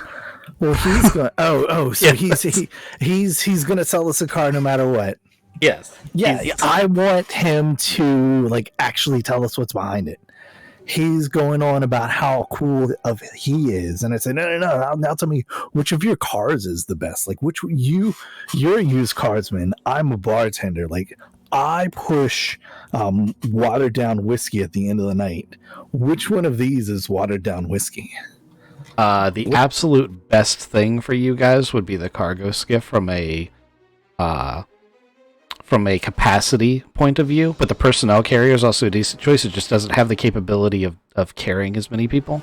The CK6 swoop is the thing he's really trying to sell because it's like this ex-military thing and it looks really cool, but it's got a faulty engine in it.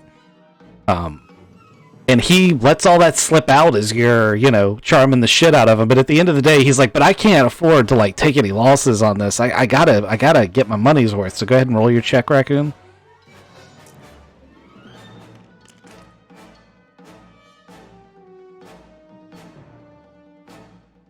Six whole advantages. Holy shit. So he's gonna be like, but on the other hand, I mean, oh man, it would probably drum up a lot of business if I could get like some gratis airtime and, I tell you what, you were talking about like having me as a sponsor of the show. What could you make a big deal out of that and put it in the credits and, can I paint my name on the side of your vehicle you buy?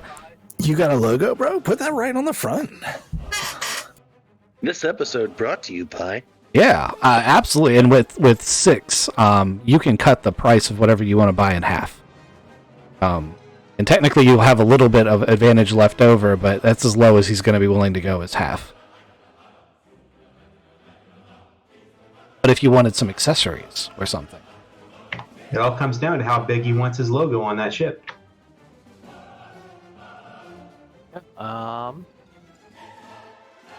Guess we can also ask. So, what sort of accessories can you also bring with this? Yeah, I'm thinking like giant harpoon gun on the front. oh well, obviously vehicle-mounted weapons are highly regulated by the Empire. None of these vehicles actually come with weapons, even the ones that say that they do, which is only that one.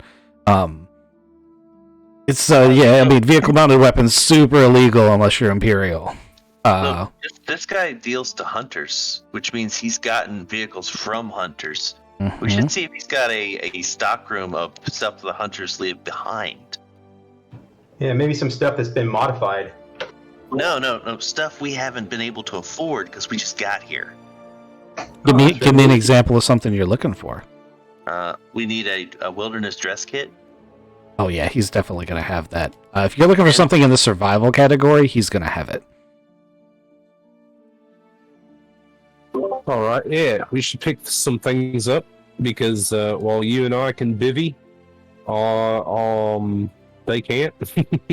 Not very well, anyway. So he's going to be like, "Oh, you need survival gear and stuff. Let me go get some stuff." A couple of these were salvages where like the hunters went out and they set up their camp and then they just disappeared. I mean, you know how that goes, right? Like not everybody's really equipped for this, but let me go grab some of the kits I found. I'm just going to throw you guys together a quick care package. Fuel tanks, things like that.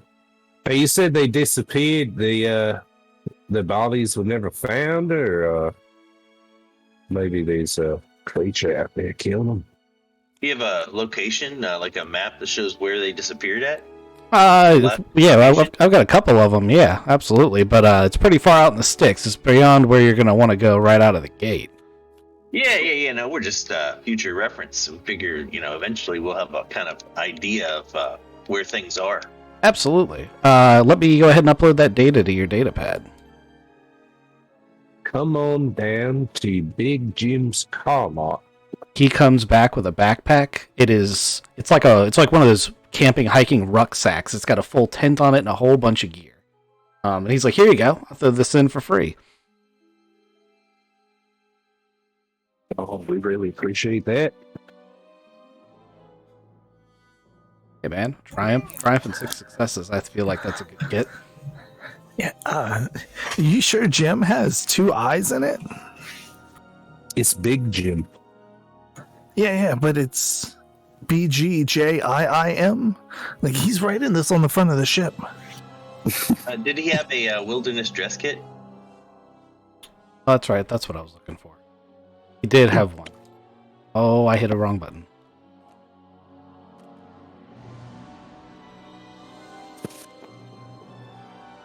Give me a second. I will find it eventually. So we're getting a skiff, huh? And it's going to be painted with Big Jim's car lot on the front. Yep. Cool. It was cheaper that way. This guy also goes, it says it goes like 50 meters in the sky, so we could just go over the trees and then drop in wherever we need to drop in. Assuming That the does trees are taller than 50 meters. Are there whoa. 50-meter tall trees? That'd be something to see. Only 150 feet. Aren't there redwoods bigger than that? Yes. I've lived in a city. I don't know. Well, I can tell you back on Kashyyyk, there are these big ass trees that we all live in. Trees 500-600 feet, 700-800 feet. Huge fucking trees. Miles of trees. A mile high? Huge fucking trees. Man. That sounds awesome. Well, miss that place. Miss it dearly. It's called a Viscera field dressing kit. Yeah, I know what it's called. Unfortunately, I haven't labeled these in a way that allows me to search them like that, which I always regret at the most inopportune moments. This is one of them. I also don't know which of these stacks it's in. I thought I found it. Give him and have him look. I mean, you're gonna have it, so you can write it down. But I'm gonna find the card for it at some point. Maybe we should paint the skiff in camouflage colors or something. Was it more like a sand camouflage, maybe, or what kind of foliage are we going to be in? I think it's going to be a bunch of different ones. We'll go to a bunch of different biomes, so maybe painting it just black would be better. Is it black and white? If you fly it at the sky, just paint it blue. Yeah. That way, when you look up, blue it won't be able to be seen. for white.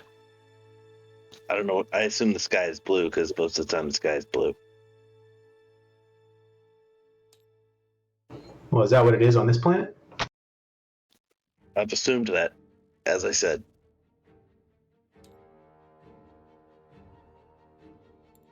We should roll for it. I mean, you guys can just tell me what you prefer. I mean, I was going to say it's very blue. It's fucking blue. Finally fucking found it. Oh my god. I really need to remember where these things are. This is a card that I should have been able to find a long time ago. Sorry. He hands you the field kit. It also has as you open it up, it's blatantly been well used. And there was a blaster pistol hidden inside of it. Because it took me so long to find it.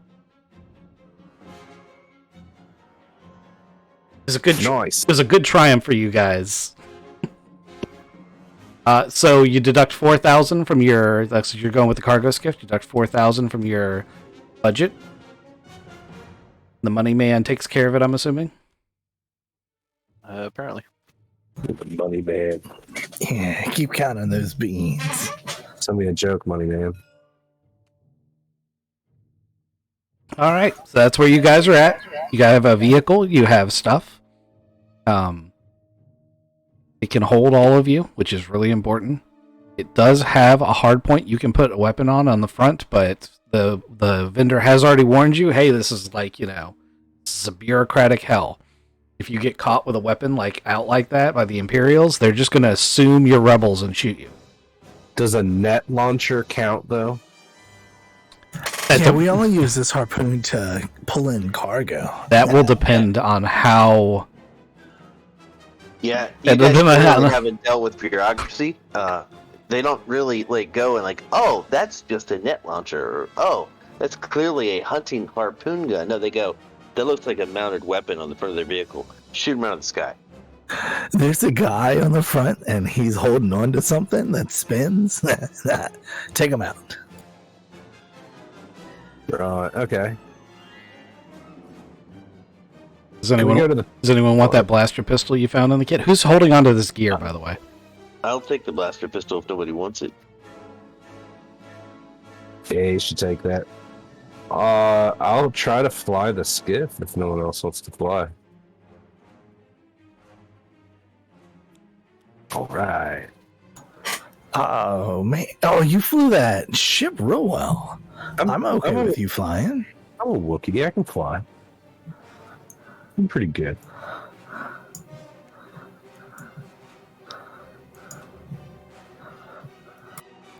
Can somebody hold this tent? This is pretty heavy. You can pack all of that gear on the vehicle. I need it to be sorted somewhere so I can change the map. All right. I'm holding on to it. Okay. So you guys fly out to the farm that you were given coordinates for. It'll look familiar to 3 of you. Maybe 4 of you.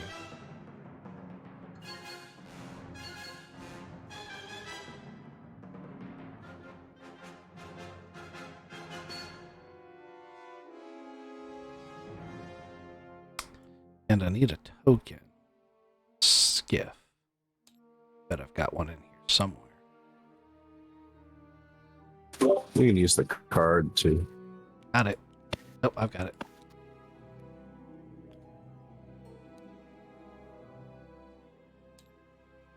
Alright. You guys roll into the farm. The first thing you notice is that the outer perimeter of the farm has one of those like glowing purple laser fences from Star Wars that goes from like post to post to post to keep like really tall and vicious animals out. But it's sparking in some places, like it's glitching out. You also notice that most of the workers on the farm are droids. All right, pull her down by the big house. We'll go knock on the front door and tell the lady we're here. I'm gonna come in on this side near the Bantha field and land over here by the big house. Okay. So, Hookers, you're gonna knock on the front door? Who's knocking on the front door? Knock, knock, knock. Awesome. So, a human woman walks out of the front door. She's pretty advanced looking for a farmer. And then you realize her clothes are completely clean. Like, she's not been doing the farming. The droids must do the farming. And she's like, oh, you must be the group of hunters that Jen told me about. You're huge. Yes, that's right. Yeah, she said we need to get here relatively quick. You're having a problem. Yeah, so I'm in a position to sponsor some hunting license to do some varmint work for me. It is a paying job as well, which not all of those initiating jobs are, but I can give you a couple hundred credits ahead. I know it's not a lot, but it's something. Basically what's been happening is the damn Canucks will eat anything, and they're drawn to power sources, so they're attacking my perimeter fence. And while they don't represent a threat to my banthas, the other creatures that can get in when the fence are down are. So I know the area that the Canuck den is in, and I'd like you to go, as cruel as this is going to sound, I want you to go depopulate them from that area. Right, okay. Sounds pretty cut and dry. It's pretty straightforward work. I just am not qualified to do it myself. There are other creatures out there you're going to want to be somewhat careful of, but looking you guys over, it looks like you can probably handle the odd Burma, so. Do you mind being on camera? Because we're shooting some sort of video. Say what? Yeah, you're our first host. You say, hey, I've got this terrible problem. You guys are the only ones that can fix it, right? And we're going to go make sure that those nasty Canucks stop attacking your farm. I mean, sure. That's an odd request. I guess we could. Yeah, Dane's got all the legal paperwork if you want to sign a release. I don't know about signing stuff here. What do you? Well, it just says that we can legally put you in our film and take a video of you telling us, hey, go fix that Canuck problem. Otherwise, we can replace you with like hologram. Roll a charm or a negotiate. You've spooked her a little bit with the signing things, especially hut organizations asking a pretty lady to sign something. That doesn't usually end well for them. 1 purple, 1 red. She's got extra intelligence. Wait, discipline's cunning, isn't it? It is? Yeah, discipline's cunning. So yeah, 1 purple, 1 red. If I may suggest, your fence needs to be fixed too. I might be able to take a look at it as well. Oh, I've got droids for the fence. The problem is that the Canucks keep eating both the droids and the replacement parts. That's why I need the help. All right. She's like, I'm going to read over this document real quick, and she reads it over to make sure it's on the up and up. Assuming that there aren't any catches in it, she does sign it. Yeah, if you have a repair kit, I can take a look at one of those fence posts too. Or, I mean, we could probably go through some Canuck parts. So that might be extra. Yeah, people who know anything about Canucks know that when they eat spare parts, they swallow them whole. So it's very likely that if you kill enough of them, you may find the ones who ate it and be able to gut them for the parts. Because it can't digest the spare parts. Or the droids, for that matter. But they'll still eat them. With that new field dressing kit to the use, Crikey. So they're basically loot bugs. Yes. Yes. They will try to headbutt you, so try to stay out of their bitey head range. Or headbutt them back. Yes, in your case, you can headbutt them back. So, Hookers, give me... Well, we have to figure out what your filming check is going to be. Have you given that any thought? I was supposed to, but I didn't. If you're using a droid, I feel like computers or leadership is going to qualify. I could do either one of those. Also, maybe lore. Oh, I like that. I like that a lot. Xenology, we're talking about it. Sure, you can use any of those checks you want, or a combination of them if you'd like. And the results of that will determine how good your interview video is. Do I roll it blank? Oh, no, we should probably assign difficulty. Now let's see here. She's being cooperative. You rolled well to convince her. Let's go ahead and make it a 2 purple check and call this an average thing, and then we'll figure it out from here.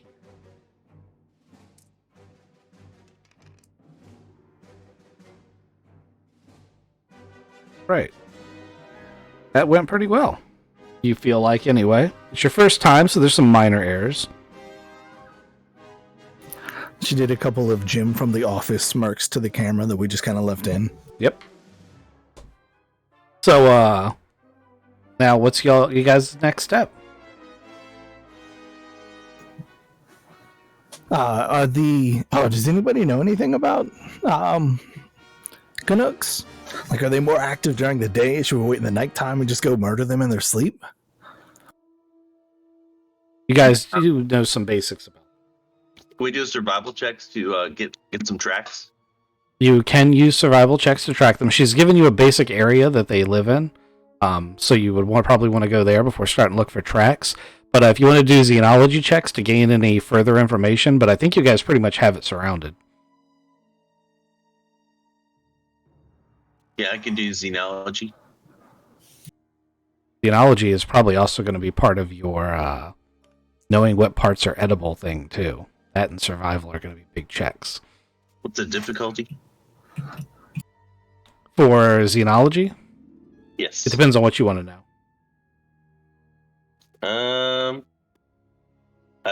I pretty much basic habits of a Canuck. Okay. Like where they den and what time they're active, because I heard what time they're active already.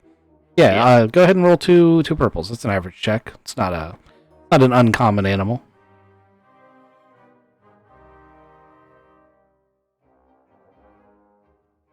You guys are tapping on your data pads, looking through your stuff.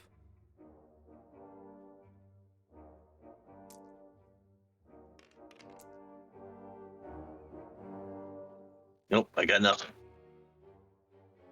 Pretty much like they're varmints. You shoot them and they die. They might have machine parts inside them.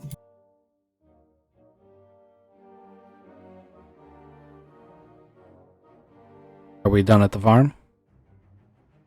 She said there might be another creature. Do we know if those are stalkers or No. No. What she said is, you're going to an area, there will be other wildlife there. The Canucks are not the only thing. She did not specify that there was anything else involved in her part of it. She only cares about the Canucks. When she said there were other creatures, what she meant is, you're going into the woods. Other things might try to eat you. Bring it. I have a question. I mean, are we going to be okay defending ourselves from this stuff, or are we going to get in trouble for shooting and killing something that's trying to... We're not going to get like a poaching problem, are we? That is a legitimate concern. Dane would know that after reading. Yep. Dane would know that, and it is a legitimate concern. Am I good enough to be able to edit around any of the poaching of stuff that we're not supposed to kill to make sure that that gets off of the tapes? You guys have a ton of editing software, so that'll be a computer's check when you get your stuff back to the office. Yeah, you guys can totally just try to edit it out. As you're reading through the Imperial regulations, they do seem to be setting you up for that trap. Like, it says don't kill animals that aren't on your list, and it doesn't say anything about, hey, what if the animal tries to kill you? So that is a loophole that is not covered in the documentation they gave you. So we just need to hide the bodies. Or eat them. Can do. Yeah, well, we can definitely let Gar eat everything. You could also just, save that recording for when you have the right license. Yeah. Okay. So, are we covered? Is everyone happy? Thank you, sis. Good luck. Send me a comm link or drop back by when you're done. I think that went well. Did all right. I feel good. I mean, she sat there, she looked into the camera and answered all the questions. Let's go. Let's do it. We need like an inspiring speech or some kind of call that's just for us. Pickled pie. I don't know though. We'll work on it. We'll find a good call. I need 2 minutes. I'll be back. You want to make up a cheer where we all put our hands in the middle? Yeah, that wouldn't get you super hyped to go hunting? Nah. No, I'm always super hyped to go hunting. I feel like Dane just pulled his hand back out real quick. Put it in his pocket. Yeah, me too. I got the vibe that that Crikey and Gar are all about hunting all the time. Yeah, we gotta... Oh, maybe it's just a cool, a Crikey Wookiee roar. I can do that for you. But not really. Yeah, just whenever we get a kill, we need... maybe we can keep a count. Everybody's trying to... Because I assume you guys talked about one-upping each other all the time, and that's going to be excellent TV. I mean, we are also a team, and right now we're going to be killing some varmints, so really not a competition, I don't think. Okay. I'm gonna try to get more than you then. Hey, do you know how big their pelts are? Like, would a shotgun just go through them, or do we need like to set traps and stuff for them? Truth be told, I have no idea. I've never seen them before. You gonna try to just rip their arms off? No. Usually we stalk them a little bit. Okay. So, are you guys ready to transition to the next map? Yep. You guys can still have that conversation. You just do it on the skiff. Yeah, usually we stalk them. That's good. That's good too. That's pretty good television. Got to keep my droids on low power mode so they don't make a lot of noise. Well, the other thing is music. Yeah, you can decide whether or not you want to hunt them at night. Maybe you want to set up camp and camp out for, until nighttime and then go hunt them at night. Like, that was a valid idea.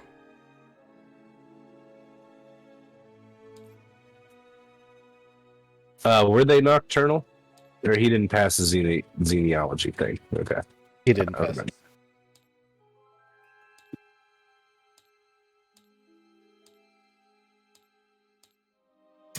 Can anyone roll that? Sure. I'm glad you asked, because I wasn't just going to keep throwing shit at it. I was going to, do it here while we're camping. You just try to observe them? Yeah. So as you guys roll into this area, you see smoke on the horizon from a campfire. And you hear the howl of wolves. Well, if it's not nighttime yet, you wouldn't hear that yet. But you definitely see, there's lots of wildlife around. This is a forest that's teeming with wildlife.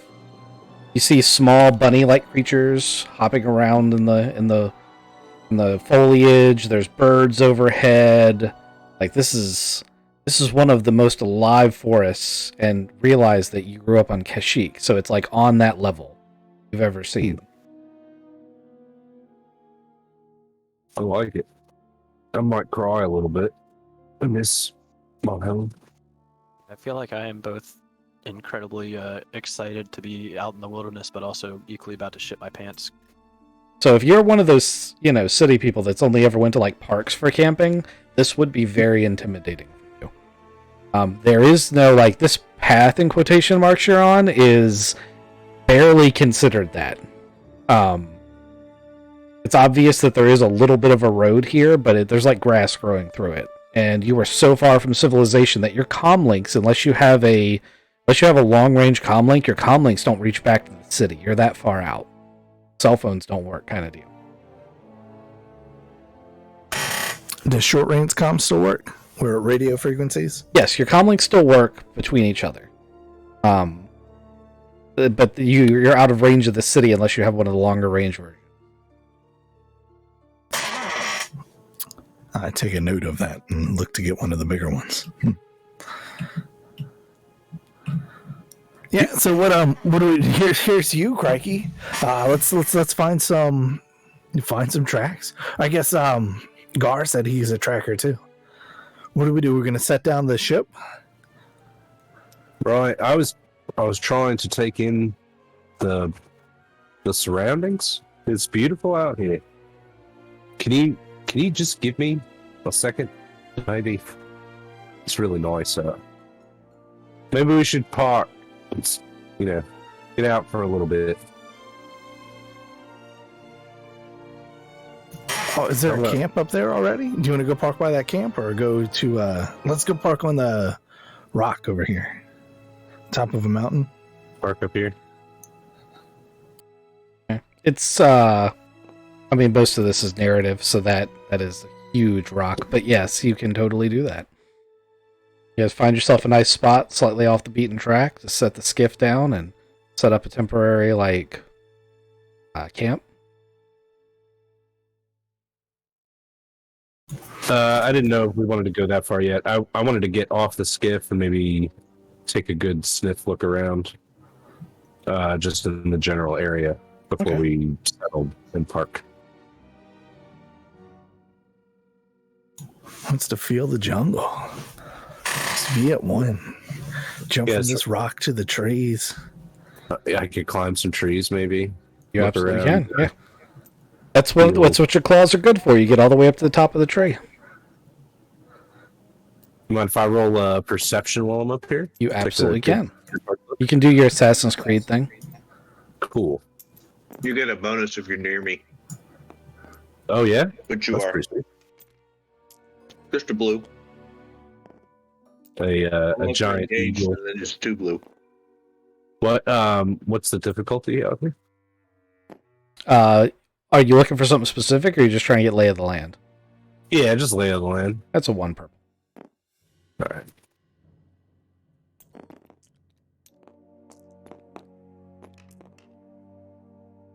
I'm destroying stuff. Sorry. Welcome to Tabletop Simulator there, Graybeard. You'll get used to it. Yeah. Does happen. Okay, that looks like a pass. Yeah, I got a 3-1. So you get a pretty good lay of the land. You do notice that there are some cave dwellings over on this side of these hills and rocks over here. That might make good habitats for various packs of animals like Canucks. You definitely notice that, there's a pack of wolves that right now it's during the daytime, so they're not super active. But you can kind of tell that they've got a den over here, and you're relatively certain that Canucks and wolves probably don't get them. Yeah. That campfire, there's definitely a little camp over at that campfire. From where you're at, you can see it. All right, I'm gonna head back to the gang. All right, so northwest, we got a pack of wolves. I'm gonna try to stay away from them because we don't have a license to kill them yet. No, you can. You haven't seen anything you can't kill yet. Ah, yeah. Wolves are varmints then. Yes. Okay. You can hunt wolves, and you can hunt Burma. You can hunt Canucks. You can hunt the little bunny things, which I think they're called Denari. You can hunt the bog wings. You saw a couple of them flying overhead. Pretty much everything you've seen you can kill, but none of it's like super impressive. Like, even with his limited amount of hunting Dane's done, he's probably shot a bog wing or a Denari. Basically a bunny rabbit and a big bat. Yeah, it seems like something. That's within something I've done. So way out west, there's a bunch of caves. Might be a prime spot for these Canucks. And I just don't want anybody to freak out, but there is another camp over there by the northeast. I don't know if we want to go over there and say hi. Might be a poacher, somebody doing what we're doing. Would poachers be so reckless to have a fire going and expose their position? Yeah, some people are dumb.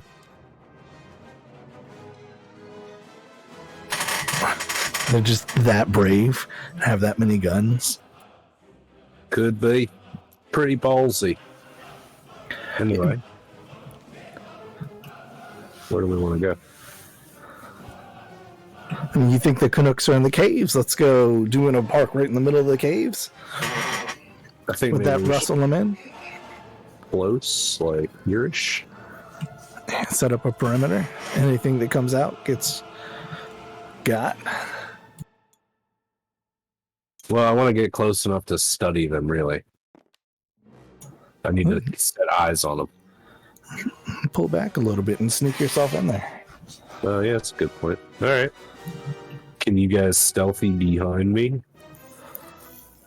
We'll park way back here. Then. Yeah, you show me where to step. I'm going to follow the exact. Maybe we should scout ahead first. Okay. Going all for one, or are we gonna have a team of 2 stay back closer to the vehicle?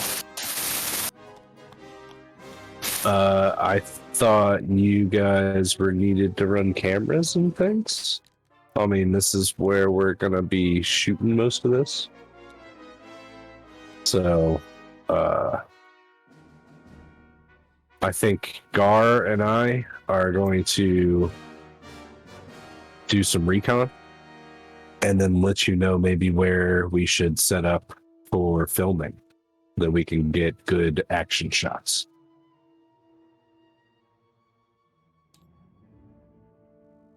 I like that plan. So, did you guys drive the skiff along the road or through the woods? I came along the road. Along the road? Okay. There's a whole nest of bogwings in those woods, and as you park the skiff here, like they're circling overhead. They're agitated that you're so close to them. They're not likely to attack right now, but you would notice them. Also, them circling is probably going to make it pretty obvious to whoever's at that camp that there's something over here. Right.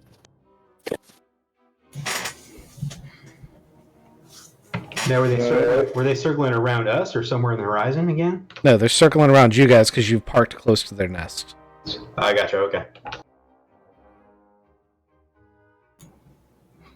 And I'll try to hide the skiff. You like break branches off and try to camouflage it? Yeah. Give me a survival check. Give me a 2 purple survival check.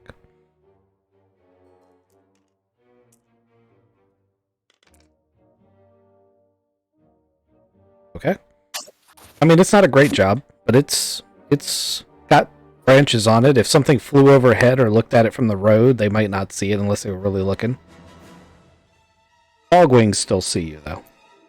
Yeah. All right, Gar. Sneak on out, get his eyes. All right. Kukras, are you going with the guys up front?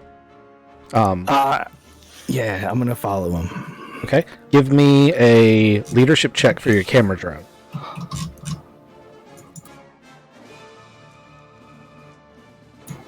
What difficulty? It's going to be 2 purple, unless you want something very up close and personal. No, just follow him. Stay close. Oh yeah, that's a good check.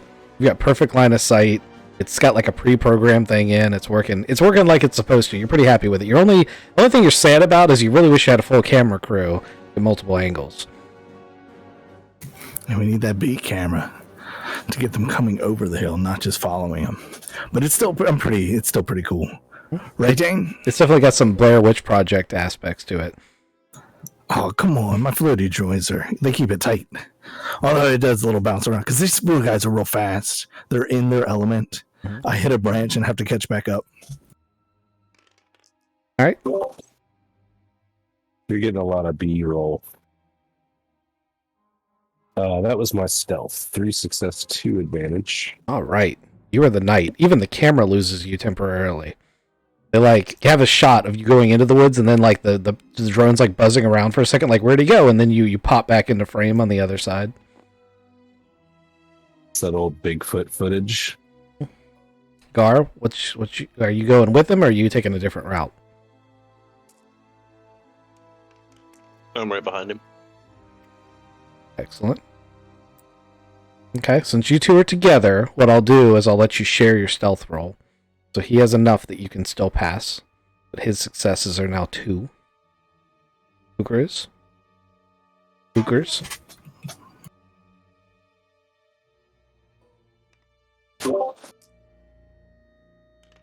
Thought it was Duckus. Oh yeah. He's quiet for a bartender. I'm in the woods. I'm not saying anything. Like, there's a sound and a tree just moved over there. Need to put your hunter version out here too.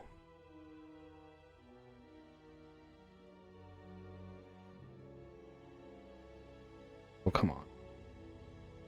Why are you being so... There it goes. Tabletop simulator.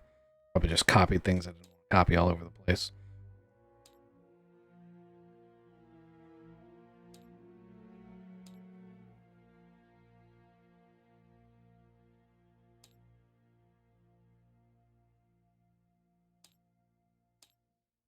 There we go.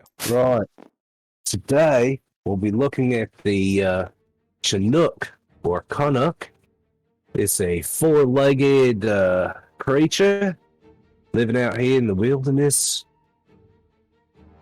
They've predators known to eat anything that fits in their mouths. God, I'm gonna try to get closer. Give me a perception check.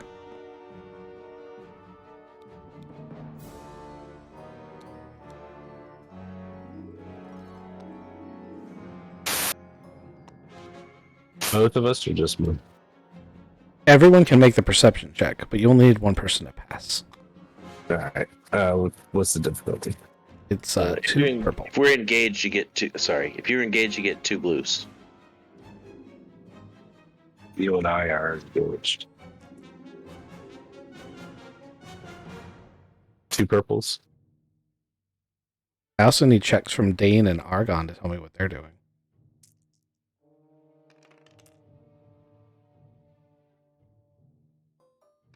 I perceive nothing. Igor sees. He's telling a story. He is. He's turned towards the camera drone and he's giving the story about the Canucks. They've moved into frame behind him and he doesn't even know, but someone sees it. Yeah, that is me. All right. Dane, Argon, what are you guys doing? I'm just following up behind him, just kind of being as quiet as I possibly can. Okay. Try to peek off into the distance to see what they're looking at. You're going to need to make a stealth check. Dane? I was going to try to convince Argon to sit here and wait for them to do the initial recon, but if he's doing the stealth check, then I'm not going to stay by myself out in the wilderness. That's probably wise. I am a buddy system all the way. Mm-hmm. Yep. Definitely want to stay in pairs. Are we running the same difficulty of the 2 purple? Yep. It's 2 purples. And then we're doing the stealth check, you said. Yep. It's a group check, so if you fail by just a little bit, there's a little bit of leeway left. Nope, you passed. Or was that Dane's check? That was me, but Yeah, I haven't rolled my check yet.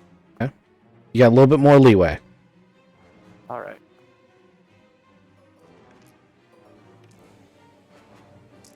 sorry there, Dane. I didn't know you wanted protection at the ship, you know? Okay. You're going to have to borrow some successes from another party member, but you do just barely manage to keep quiet. Like, you step on a stick, and Argon manages to be like, no, go this way. And, like, lead you in. Now you're all, like, in a line. Drichi has turned towards the camera and is giving this little speech. Who rolled the good perception check to see the Canucks? Gar. That was me. That was me. Okay. Gar, you actually see in the background of this shot, 2 of these Canucks have cornered a Denari bunny thing and they're actually headbutting each other because they've cornered this thing and they both want to eat it. So they're fighting each other, and as they're fighting each other, the bunny's like sort of like hops and gets away because they're busy fighting each other over this thing. Nice. I would like to slip into the foliage and start stalking them. Okay. So you've already passed a stealth check, so what I'll have you do is roll a survival check. Do you tell Crikey? Because he's still giving this speech to the camera. It sounds great. He's busy talking. Yeah.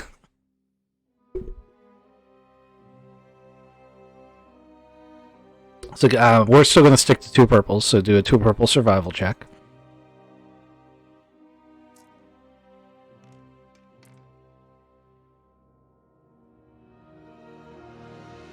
Yes. Oh, yeah. You follow them, like, they get mad at each other, realize that Daria's gone, start hopping back this way, and run into a burrow that's in this rock, and you realize that their den must be underneath that. With your triumph, I'm going to say you also notice that there is a giant bear-like creature that is resting, like, it's not like up and active like this, it's kind of sort of like half sleeping. Up on a rock up here overlooking this area, and there are several dead carcasses, including some Canucks around it. It's blatantly been hunting down here.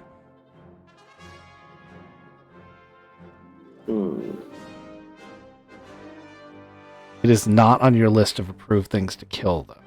It's not on the list of things you can't kill either. It's something that's not listed on the license. So legally, we should stay away from it, is what you're saying. A gray area. Gray area. Got it. So I could potentially get a new bearskin cape. Or a pet. Or a pet. Ooh. Yeah. I've ridden bears before, though. I was going to ride a Canuck. Yeah, don't make it too obvious that we have gone into the gray area.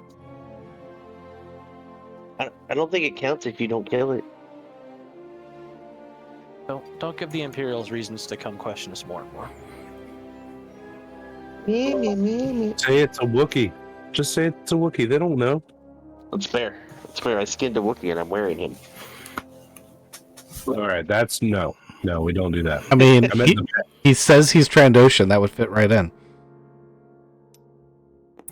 Hookers gives Crikey the nod and out, and then turns to Gar, and Gar's just disappeared. Gar, where are you? I'm gonna climb up there and try to sneak into the burrow, see what's in there. Well, you want to go in the burrow. So the problem with the burrow is that it's going to be a dog-size hole. I'm not going to say you couldn't squeeze yourself in there if you really wanted to, but you couldn't do it stealthily. All right. Can I get above the burrow hole, or is this like just a hole in the ground? So it's a burrow hole that's burrowed underneath this rock. You can climb up on the rock and look for like any openings that maybe are from the top down if you wanted to. No. I'm gonna have drop some sticks and rocks at the entrance and see if I can get something to come out, and then jump on it. Okay, you can absolutely do that. Are you going to tell the rest of the party, or have you just disappeared? I mean, they can see what's gonna happen. Well, you're pretty far away at this point. I'll send them a text. Okay. Go ahead and roll a survival to set your trap. If you pass that, then we'll go into your jumping on top of roll. Just realize we did have that conversation where I said taming will not be a one roll thing. You will not be like, oh, I passed my check, it's now my friend. You're going to have to, if you want to tame something, you're going to have to capture it. I got another triumph. You sure did. Can I have a pet Canuck now? You can capture it. 2 try. Okay, I'm done. So you jump on the back of this. How does this go down? Because you can totally take this thing alive. Like if you really want to make it your pet, this is a thing you can grab. Yes. I jump on it and ride it like a bucking bronco. Okay. I'm squealing yeehaw. And here, ladies and gents, we see the mating ritual of the Canuck. I mean, the rest of the party would do because he's screaming, this thing's screaming. You all would see this. So you guys could run across this field. He's about 70 yards away. We're supposed to kill him. You gotta shoot him. No, he's really cute. Look at him. You're not supposed to procreate with him. I wasn't. I was trying to ride him, but he's too small. That's not what the camera saw. I don't know what camera you were watching. Where's the other one? He ran off into the bushes, or did he come out? Did they both come out? Just one of them came out that you jumped on. So there are a bunch of them. There's way more than 2. But there was another one that was about to come out when you jumped on this thing. It was like, nope, and it went back inside. I point into the hole. The others are in there. Right, okay. Bring the camera. Is there only one hole? That you guys have found so far. I also point out the bear to Crikey. The bear has also noticed the events that are going down there. It doesn't look like it's being overly aggressive, but it's definitely now watching you. There's a bunch of carcasses over there we could probably scavenge. I want to kind of check out the other side of this rock over here and kind of see if there's anything else going on over there too. That's a good idea. Go ahead and give me either perception or survival. Survival if you're specifically trying to track an animal. Perception if you're just looking. I'm just kind of look around. I'm just kind of poking around, see what's going on. Mm-hmm. I feed my Canuck some giza. Okay. But it'll definitely eat the things, but it's still very unhappy. You're going to have to tie it up and take it with you if you want to try to tame it. Yeah, I'll put it on my back. Okay. Are we still doing 2 purples then for that check? Yes, it's an average check. I'm sorry, I should have told you that. Oh, sorry.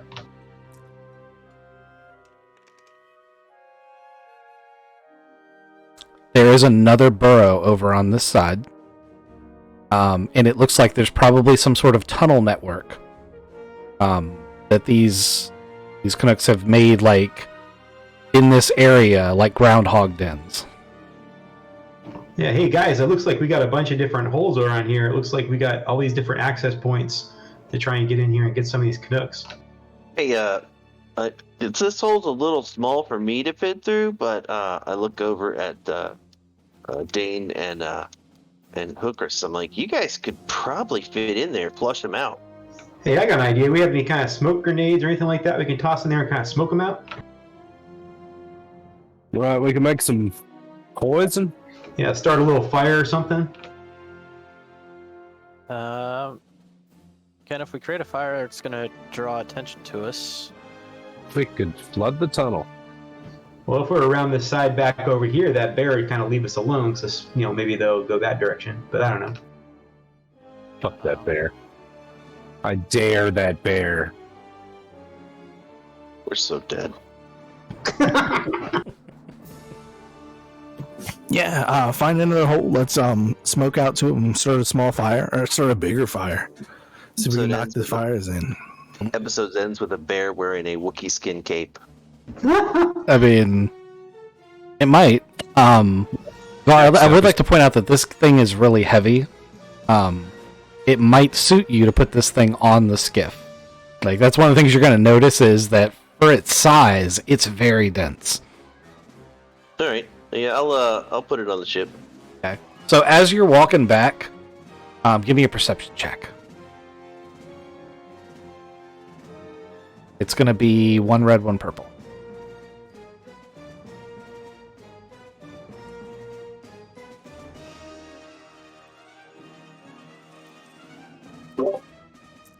Yeah, in Red Dead, you get attacked by a cougar when you're all alone. That's not what's going to happen here, but it doesn't matter. He failed. So you put the thing on the like, you unbury the skiff from the branches. You put your new prize, and then you make sure he's trussed up real tight. You put the branches back, and you start to walk back. You don't see anything. Right, I head back. Dane, there's a lot of stuff going on. There's a little bunny. It's just like popped up to you. It seems like the bunnies like you guys being here. It seems like they're the bottom of the food chain here. And there's a bunch of them. Like, there's a lot of them around. But they, like, have come out, like, they've been hiding. And with people around, they seem to come out and they're, like, foraging around. And, they're almost domesticated. Can I pick a bunny up? You can absolutely pick a bunny up. They're very small. I would like to pick a bunny up, look into the camera, and bite its head off. Okay. The bunnies are much less happy with Gar now. They're not going to go up to Gar anymore. As a matter of fact, when he walks, they're going to like part ways like the sea. He said he wanted shots for the camera. Yeah, Gar, you can keep playing up the guy that's always hungry and will eat anything. That'll probably be a good character. They like Dane. Yeah, as the bunnies keep rolling up to me, I'm going to recommend that we try to use the bunnies to lure out the rest of the whatchamacallits. Hey, there you go. Set a trap. It's setting a bait as opposed to... Yeah, I'm a monster for eating one, but you're gonna just serve them up on a platter to the giant geezas. You're not... Well, it's all about making that money, Again, They get those creds. the grander goal in mind is to get all these Canucks out and take out all the Canucks. And well, yes, it sucks for the bunnies. It's gonna suck everybody out here. Do we have anything to make smoke with, or do we just have to make a fire? That's a good question. What do you got on your person? We can take some of these tree boughs and because they're so green, they'll make a lot of smoke. Yeah, I got a survival knife.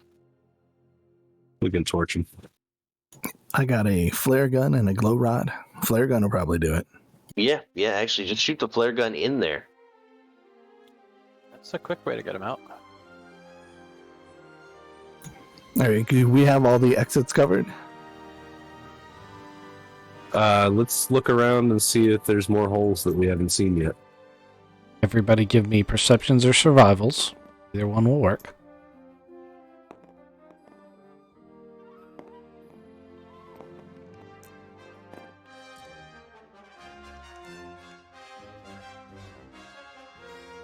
That's much too low.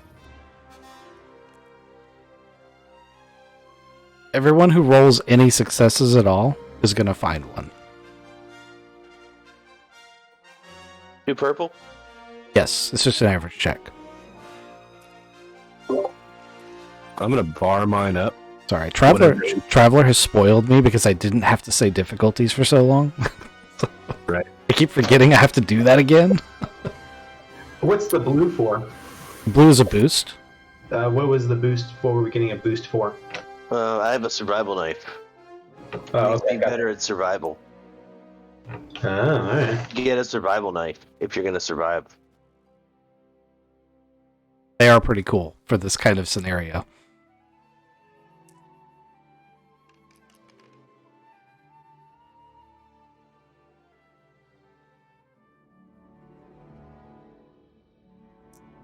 So, one thing I want to point out as you guys find them, assuming enough of you find them, they appear to have tunneled beneath each of these major rock formations. So the one back here, the one over here, the one over here, there's like tunnels into each of these. Which means that the main den might be underneath the middle.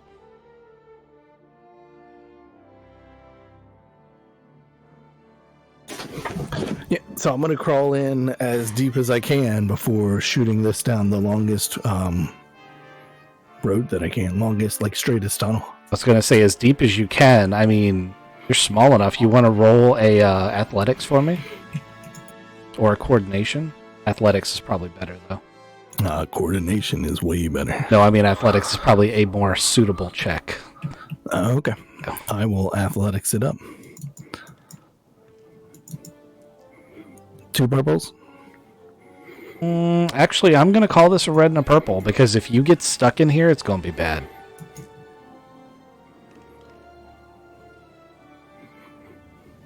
You do make it. So, you could go all the way to the main den. You're small enough, like, there's no turning around in these tunnels. They're that small, but you are able to move through them. And as you get more towards the middle, it gets wider. You said you go as far as you can. You can go all the way to the main den. Do you do that?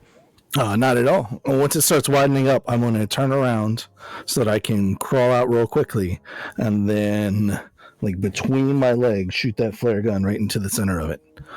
Okay. Give me whatever check the flare gun is. I think it's gunnery.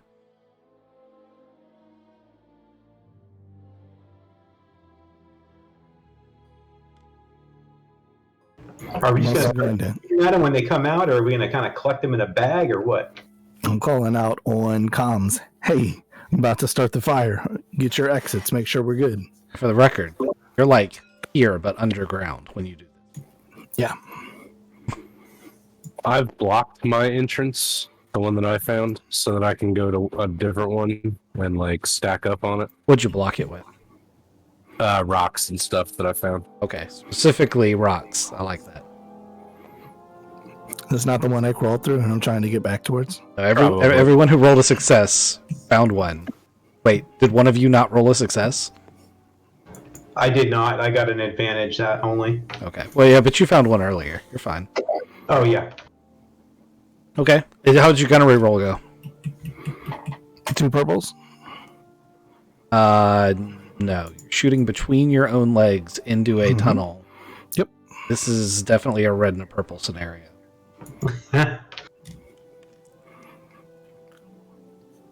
Okay. 2 threats. My So, teeth is hot. a phosphorus flare ejects from the end of the barrel, embeds itself in the wall like 2 feet below your feet, and basically sizzles. Like it's producing light in your direction, but it's not scaring the Canucks. All of a sudden, it's highlight to you, and you can hear sudden growling and roaring as you very quickly. Now you can roll your coordination check.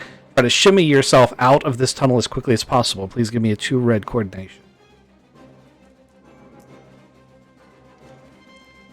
Where was the tunnel that you found? On the backside of this rock. Okay. The closest person is Argon. You succeed. You come out of this thing. A good chunk of this group is behind you. There's at least 15 of them. And you are running full tilt. And Argon, you see Hooker's like, he's all muddy and he comes sprawling out of this thing and just starts sprinting towards you. And then just like a torrent of these Canucks come just barreling out of this hole. Well, I get pretty scared. I'm gonna start following Hook Rose here. I'm like, what the heck? I'll start doing some shooting behind me, trying to cover my rear side while I'm running away. Sure, give me a light range check. It's going to be 1 red, 1 purple. You guys, the rest of you would be able to hear all of this commotion. Yeah, over comms you hear, oh shit, oh shit, oh shit, oh that was hot. Oh, they're coming after me.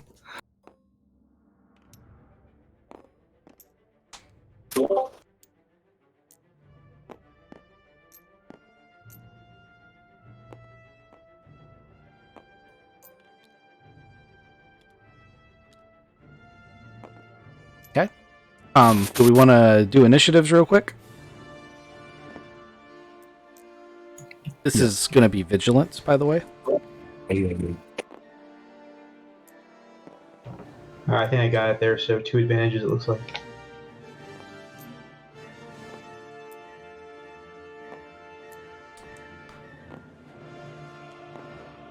Matt, hold on a second. Yeah, those things Engage with me also still? hadn't attacked yet, so you can get a boost for quick draw on them.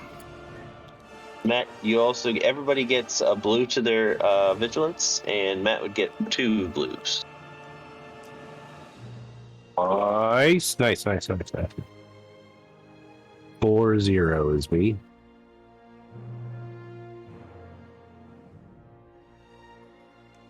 The bad guys rolled 0-0, by the way. So you Excellent. can have it. 1-1. The second bad guy group rolled 1-1 as well. Jeremy, you also had a blue you could have used.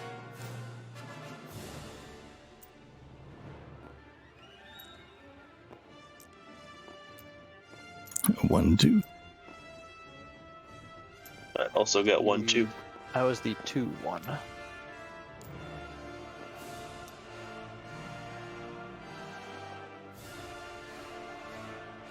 What are we rolling again? You're rolling your vigilance roll unopposed because you have been ambushed, but you get a free shot because you called it before we went into combat time. So you get to roll. So you roll your initiative, but you also get to go ahead and roll in a light ranged attack, and you remember to use your bonuses for people who haven't acted yet. Because the bad guys technically haven't acted yet. So we're throwing the boost die in there, is what you're saying? If that's what it gives you, I think that's correct. You get a boost. You get a boost die for your initiative from me. If you have Swift Strike, you get a boost die for that because they haven't acted yet. Or Quick Strike. And I do not have quick strike. I've got quick draw. Yeah. Now Oh no, I do have quick strike. Sorry. yeah. Yeah. Your quick strike actually goes. That boost goes towards your attack because you get a free attack because you called it before we started combat. So you're getting basically a surprise round.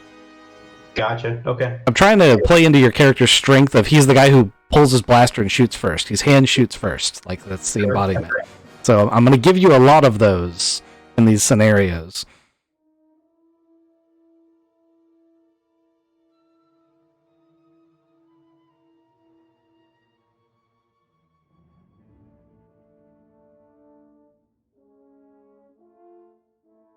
Okay, everybody's sorted. Do we get a light range check from Argon? Am I rolling against anything? Yes, it's 2 purples. Oh, sorry, it's one purple. They are very close.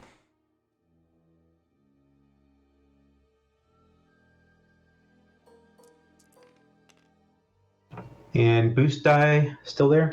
Get one boost dice. You also get one setback because you're running and shooting. One black dice too. All right, looks good.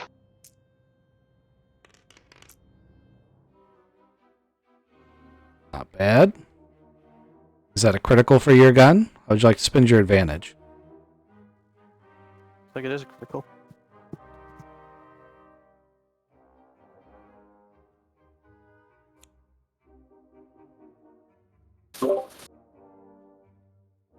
Sorry, checking out the gun here. Mm-hmm.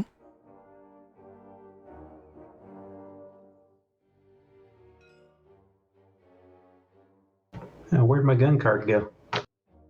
That was me taking your spot at the table. Terrible. Yeah, I mean, you can just look at the sheet. If you need to.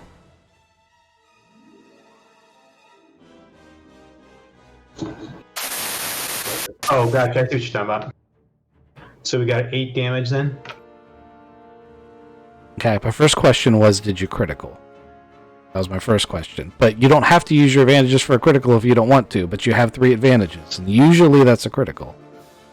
Okay, sounds good. So yeah, definitely critical. Definitely critical, as in you just looked at the card and made sure that you critical.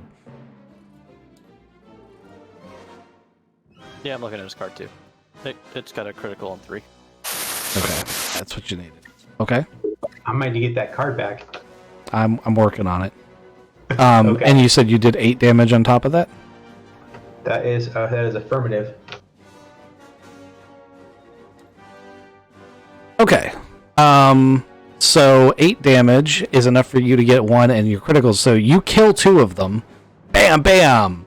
And 2 of them drop. They slump immediately. There are a ton of them gumming, so it's a drop in the bucket. But it is 2 that you got in your surprise round. And now we're going to go to Crikey, who got a 4-0 and is going to be our first up. You're going to need at least a maneuver to get within weapons range, because you're going to have to run around this rock to get to them. All right, I'm going to run over and we'll pull my bowcaster out on the way, and then I'm going to take a shot and try to save Dane's life. Okay.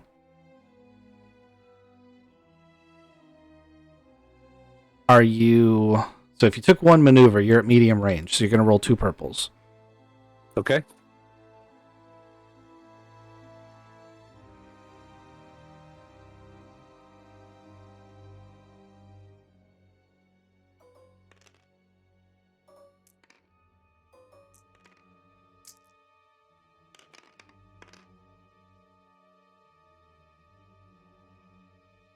Nice.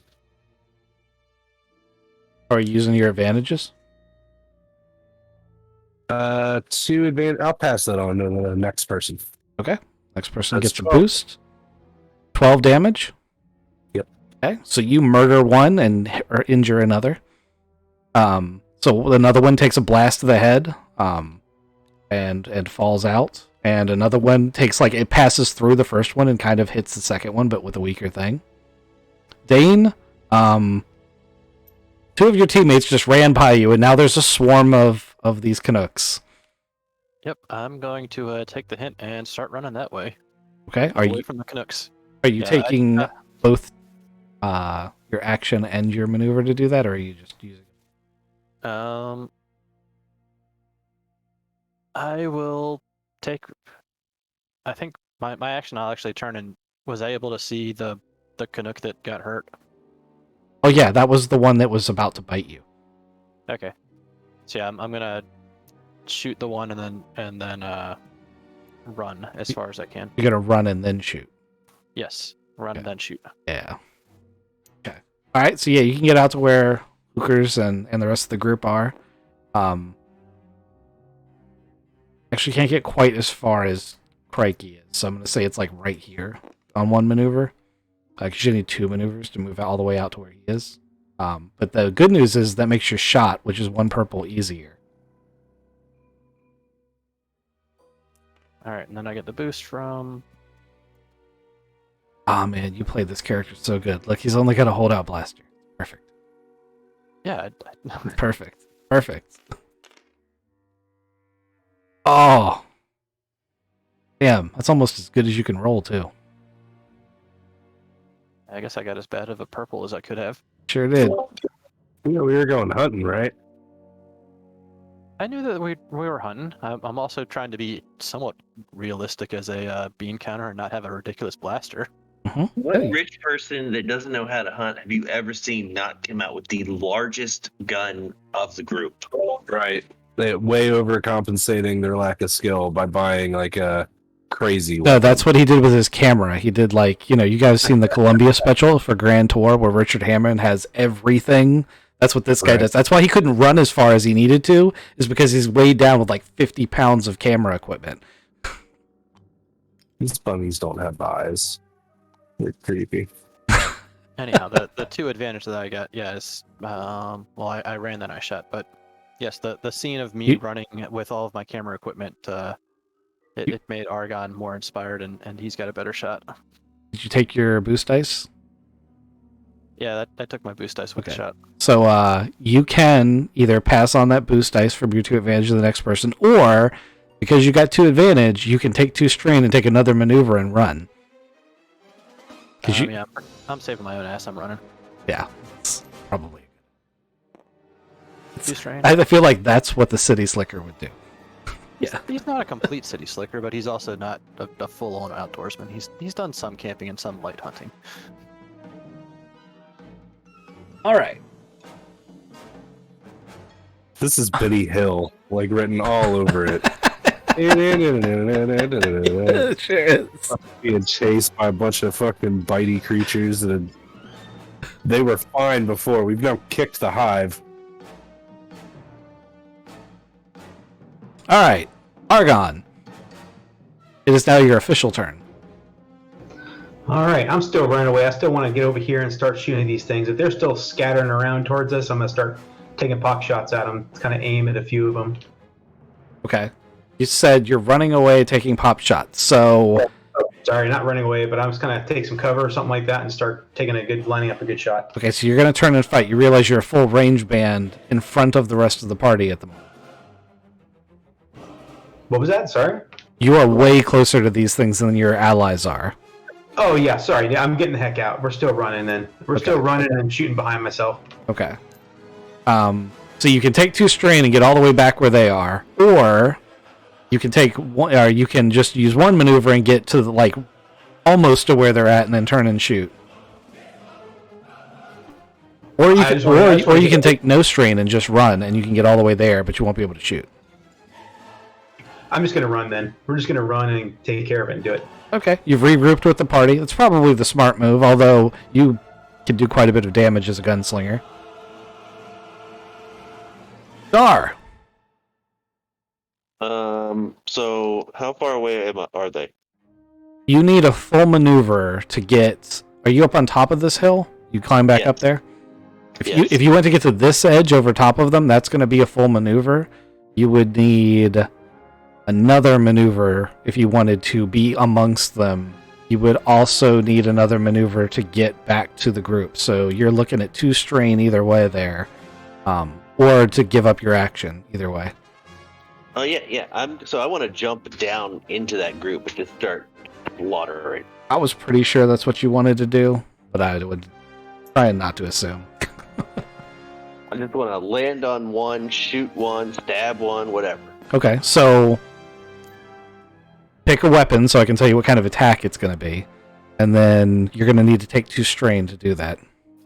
Shotgun. Okay, shotgun's going to make it a heavy ranged attack. I want to do death from above, and when I land among them, I'm just going to drop the shotgun and start knifing and clawing. I know I can't knife and claw this turn. Okay, that's fine. Cinematically, it's badass. I'm all about it. So difficulty to shoot? If you're going to be amongst them or in the air on your way down, it's only going to be 1 purple. But you're going to take a setback from jumping off and firing.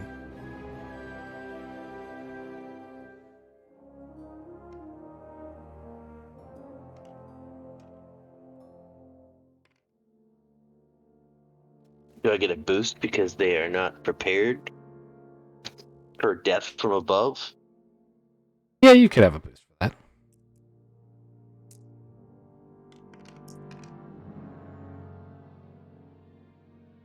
It actually did you some good too.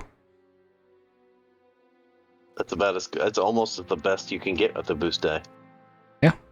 So I'm assuming your shotgun needs more than 2 to critical. Correct. But it does have blast 3. Okay, that's decent, but all these guys have a soak higher than that. And it has knockdown, so you can use your... Okay, so how much damage did you do? Because you probably killed at least one. damage is 10, I think. You may have killed more than one. Figure out your damage. Damage is 10, and then you said blast 3 won't really help because it would just make it damage 13 on one, or no? So if you trigger blast, all of them in the vicinity are going to take 3 damage. All of them in engage range are going to take 3 damage. The problem is that they have a soak higher than that. So better to trigger knockdown on whatever survives. Yes, you're definitely going to kill one, and you're going to injure another. Unless you pick the one that's already injured, in which case you can kill 2. Yeah, I'll kill 2. Okay, so you can get that one and that one. There are still more coming from the back, but I'm not going to put any more tokens in this out. Unfortunately, it's going to make it really difficult for you to use your 2 advantage for knockdown purposes. I'd say you could smash one with the butt of the rifle and knock one down if you want to pick one that's engaged range with you. Sure. Okay, I can deal with that. So you knock this one down. He's not dead, just knocked down. All right. Hookers. Hookers was running. He saw Crikey run right beside him, and he heard a shotgun blast behind him. He's gonna put his foot in the ground, turn around, throw the flare gun that he had down, pick up the shotgun. I'm in medium range right now. You're in. You're closer than Crikey. You might still be in short range. I'll let you choose. You're right on the border.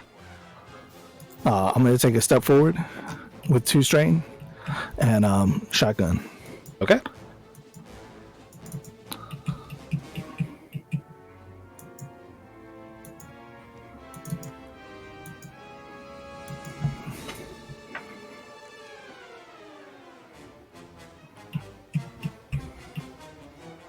So your gun jams. You got 3 advantages. You quickly cycle it, but unfortunately you don't manage to do any damage. How do you use your 3 advantage? Me turning around inspires Crikey, who goes next, and he gets a boost. Okay. He goes, "Oh, I like that little guy." That's not at all what Irish accent sounds like. Oh my god. Alrighty. Is my accent that bad? No, not at all. Mine, I went for it, but it was not correct. I thought it sounded all right. Yeah, I thought, honestly, because that was dead on. Like, it was Yeah. a perfect imitation of his accent. Yeah, it's pretty good. You hear me trying to do a Wookiee roar. Oh! You go, oh man, I'm getting him. Upgraded 3 times. Yellows. Right. Okay. Alright. Group 1. Oh shit. That's wrong. Don't pay any attention to that. I forgot something important. Do you have any melee defense? Maul? Gar? Okay. This is a brawl attack.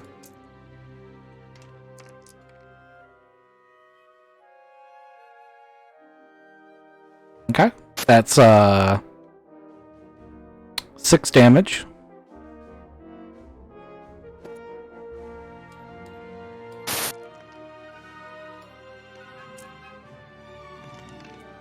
I'd like to roar back in him.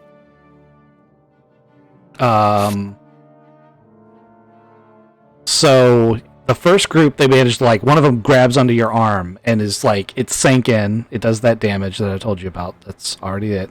Another one runs into your knee and knocks you down to a knee. Which leaves you with one of them on your arm, another one pelting you in the side, and you face to face with the one you already knocked down. Top of the round. Crikey, it's your turn. So he went down to a knee, so I'm going to shoot over his head with my bowcaster and pop one of them right in the face. Do it. At least that's the plan.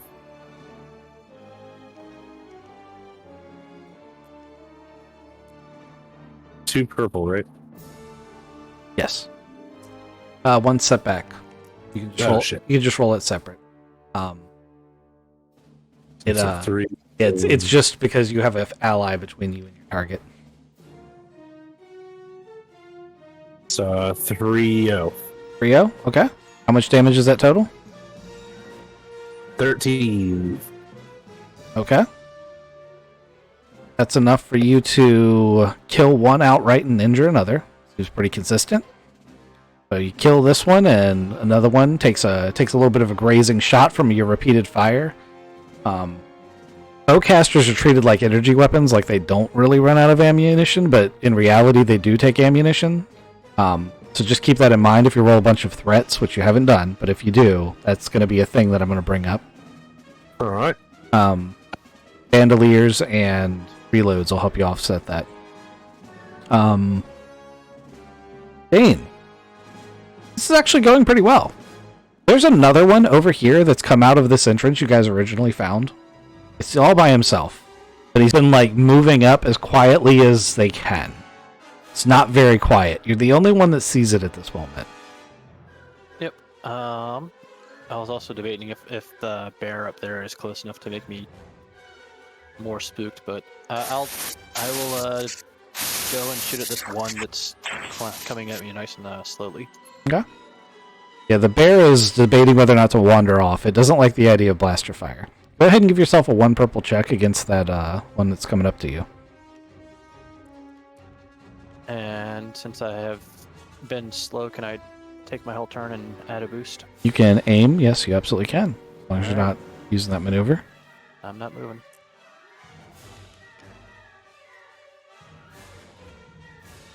How would you like to use your 3 advantage? Yep, You can take 2 strain and take another maneuver if you want. I'm gonna keep moving and move closer to the pack. Okay. I'm not a sitting duck.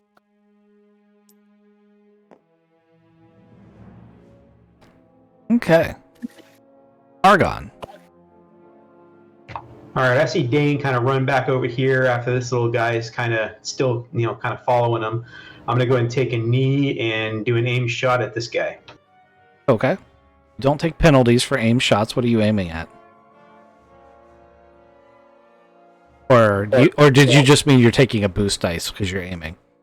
Sorry, yeah, boost dice towards this guy. Just as a shot. Yeah, go ahead. He's 1 purple check. Give yourself a boost dice and your light ranged attack.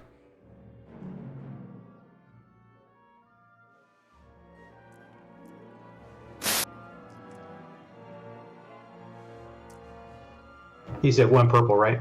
Yes, sir.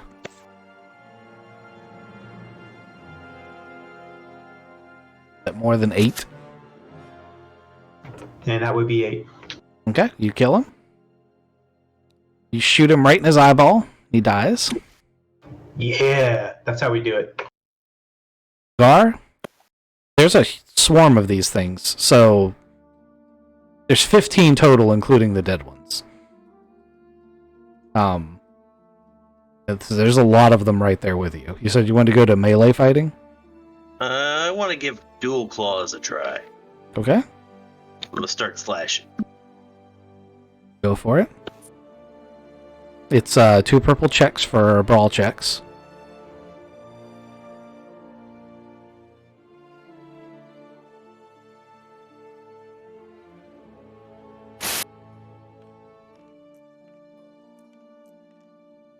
So how does it work if you do 2 claw attacks, or can you just do 1? It's the same as dual wielding. Yeah, I don't remember. It's been a long time. You take a setback. You can attack the same thing twice, unless they're minion groups. Do you not need advantage to do that? You need 2 advantage to trigger it. Yeah, so you take a setback and you need 2 advantage. I think that's correct.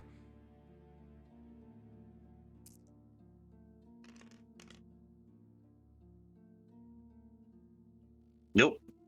Whiffed. Okay. I mean, it makes sense. They pounced on top of you and they're trying to pull you down. Right now, you're basically tanking for the whole group. So I'm going to point out then that everyone behind Gar sees that Gar was doing real good, but now there's a bunch of them dogpiling on him, and there's a lot of them coming. Gar's probably in trouble. Hookers, it's your turn.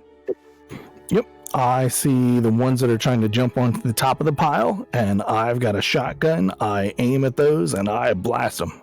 Go ahead and do it.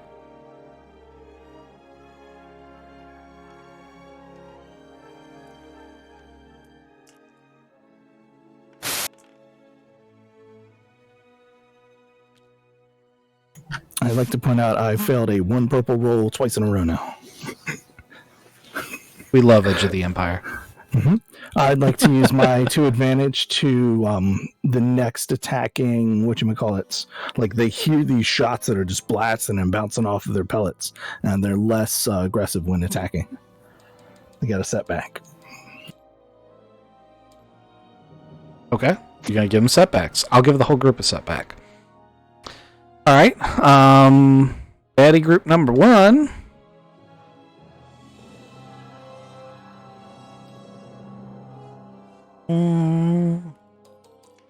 I feel like they're going to keep attacking the one that they're already attacking.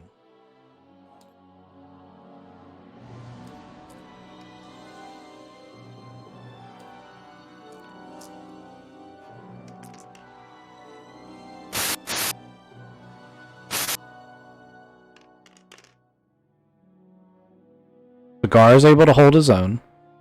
One time thanks to the setback, but not the other time. So like the suppressing fire from the shotgun is helping you. Like they're suddenly not paying attention to Gar as he's like trying to throw him off himself. So you'll be able to stand back up. I guess you would have technically stood back up last turn. We're going to say that he helped. And it's top of the round. There are 11 of these things left in front of you.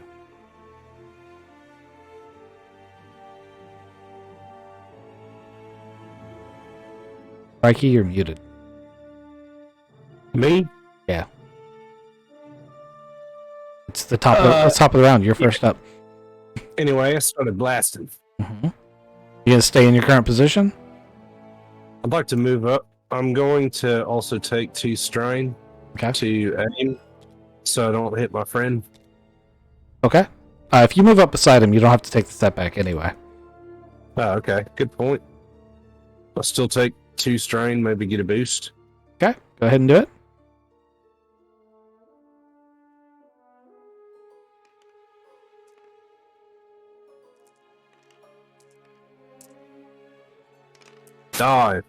Die. 12 damage. 3 Okay. threat. That's God. 12 damage. You take one of the injured ones you already injured and kill it, and you kill another one as well. And then, pa-ding! And you realize you need to reload your weapon, which, if you don't have any bandoliers, reloads, etc., is actually an action. Alright, we'll say it's an action this time, but I'm going to have to fix that. Yeah, that's something you're going to want to deal with. Okay. Dane. All right, I'm making sure that I am not shooting through somebody, but I'm taking a shot at that one up there. I mean, no matter how you cut it, you're going to have to take the setback for shooting through. Unless you're going to run up and alongside the front row. No, I'm not going to do that. So it's purple and a setback? Yep. But I am taking my whole turn to aim.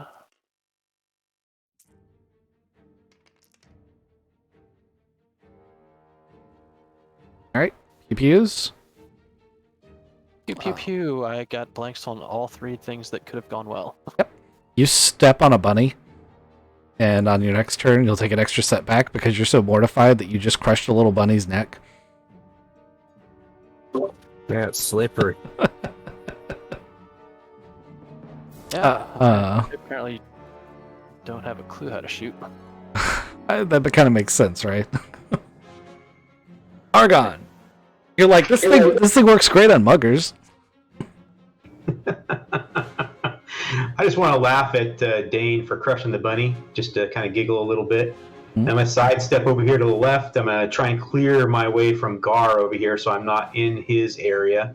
I'm going to take a shot at these two guys, an aim shot at Okay. these two guys. You still need to take a setback for firing through the allied spaces. Copy. So, from where you're at, we're gonna call it 1 purple, 1 setback.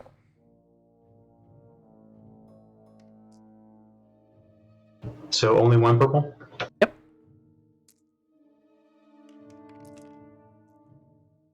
Because technically they're in. Oh man, that's a good one.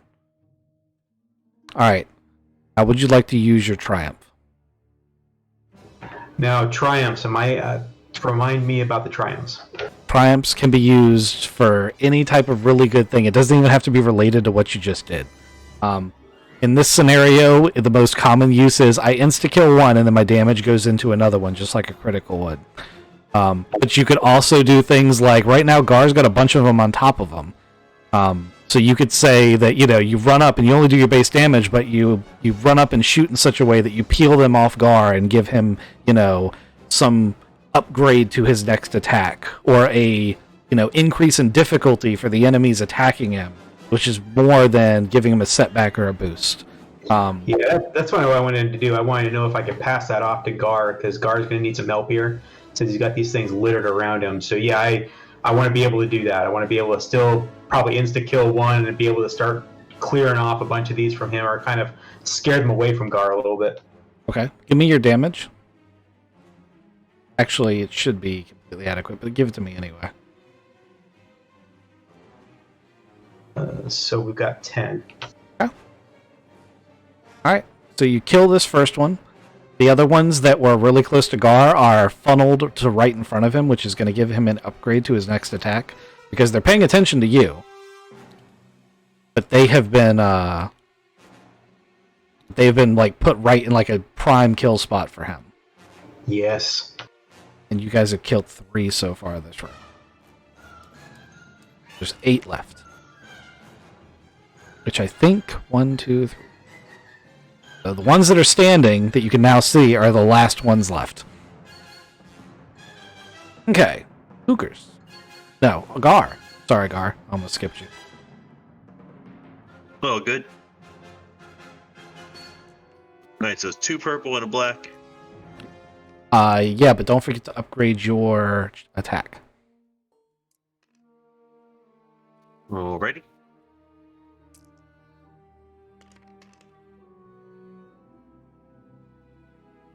Jeez, man. Wow.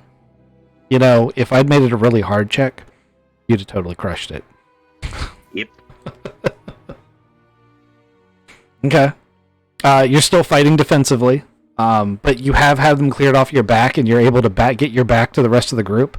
And your buddy Crikey has jumped in, like, right beside you, so you two are shoulder to shoulder now. So it's not nearly as bad of a situation as it was a round ago. Can I pick my shotgun back up? Sure. You didn't use a maneuver, did you? No. Yeah, you absolutely can. I should have aimed, but alright. Yeah, but you can manage gears and maneuver. You just pick it up. All right, Hookers. I'm watching this and confront, watching this guy like bob and weave and keep these things off of him, and I'm waiting for the perfect time to finally blast one. How would you like to spend your 5 advantage? I would like to upgrade the attacks twice. Suppressing fire! Poof, poof, poof, poof, poof. Okay, Crikey's going to take 2 boosts.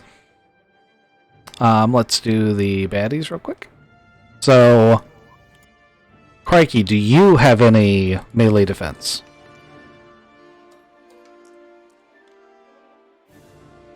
Ghost. Sorry, no, I don't. Okay.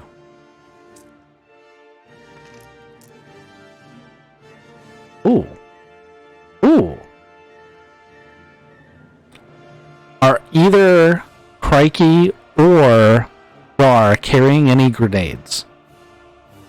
No, I have a loaded shotgun aimed at him. I don't have a grenade. Okay, short of a grenade, a loaded shotgun will do. You take 5 damage. If that gets through your soak. But his despair is it's literally chewing on the end of your barrel. Please roll your damage. Like it's bit the actual end of your shotgun. How do I roll damage? You just roll a heavy range check with no opposition, and then add your weapon damage in.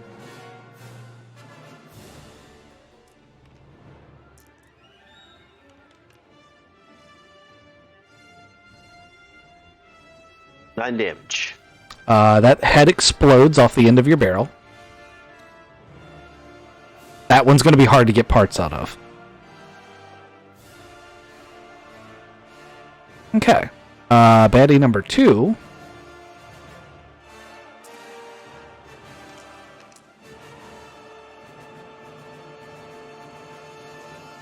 Crikey, you take 7 damage as one of them clamps down on your arm.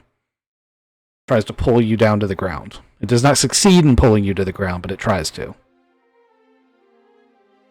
That's not nice. I look at Crikey and I'm like, you gotta put the gun in their mouth when they do that, and then pull the trigger. It really makes it so they don't hang on. My arm's in its mouth.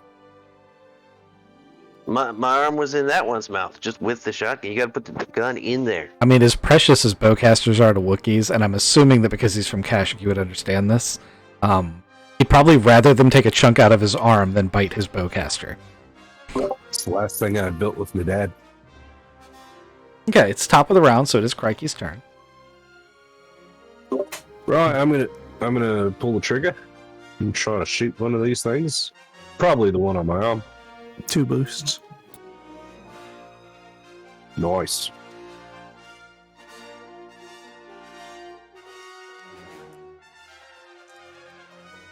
You can also take a boost for aiming if you want to.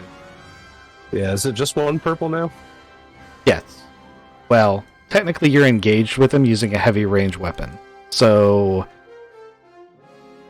yeah, technically it's 4 purples.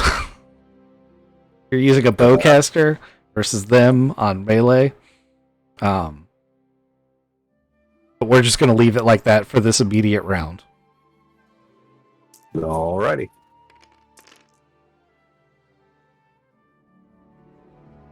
Is that a critical? It is. 11 damage and a crit. So you swing the one that's on your arm in front of your bowcaster and pull the trigger. And then you lower your bowcaster, which is apparently semi-automatic, and you fire into another one. It's the coolest bowcaster around. Bane.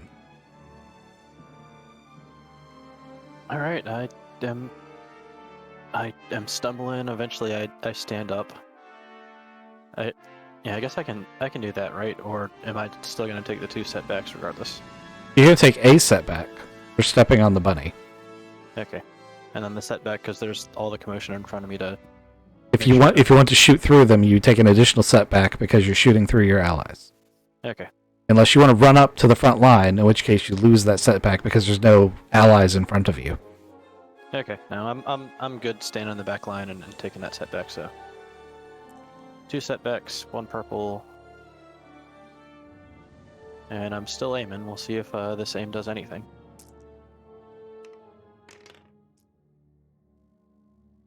Hey, I finally hit something. Okay, roll your damage. That is 6 damage. You hit the one that was already grazed in Crikey's original attack before last, and you manage to just barely get one. Like, at first it doesn't feel like he's going to go down, but then he staggers and falls down. And you're so overjoyed at having gotten one. You feel this huge sense of accomplishment. Argon.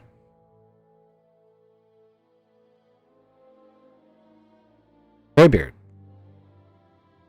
Kind of laughing at Dane's excitement, thinking how awesome and funny that is. But I'm still going to keep on taking a shot at basically the closest ones that are coming at close up to Gar and to Hooker or Crikey. Okay, 1 purple, 1 black.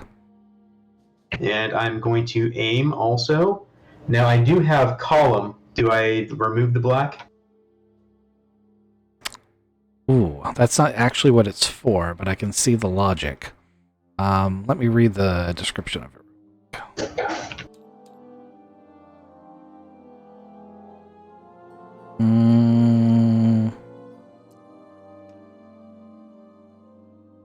Yeah, I'll give it to you. And that was 1 difficulty, you said? Yep.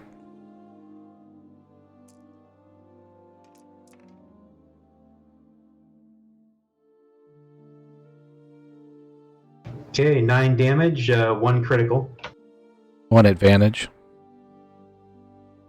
It's not a critical unless you actually get enough advantages for a critical. Oh, the criticals are linked to advantages. Is that how that works? Yes, so if you look at the card for your gun, you'll see that it has a number above critical. That's how many advantages you need in order to critical. Gotcha. Didn't know that was advantages. Gotcha. Copy. Okay, so we got a 9 damage. Yep. So you blast the nearest one.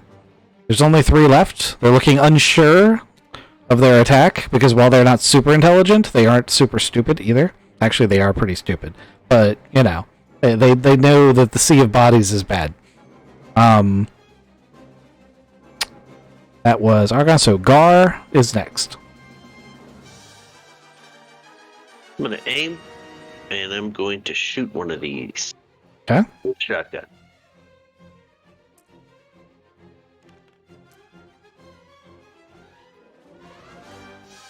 Okay. That is 10 damage. Last one, you injure another. Hookers. Hookers. Oh no, that's not the right day. Same thing. I've got a fortress of amazingly strong people in front of me, and a shotgun pokes between them and gets blasted.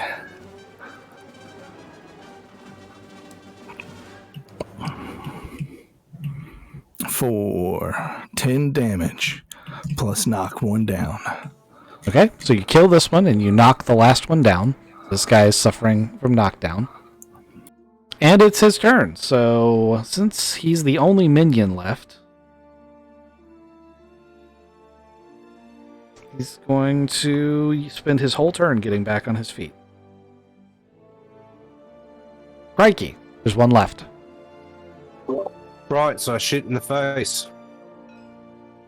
Okay, shoot him in the face. 1 purple. Also, I think he's injured.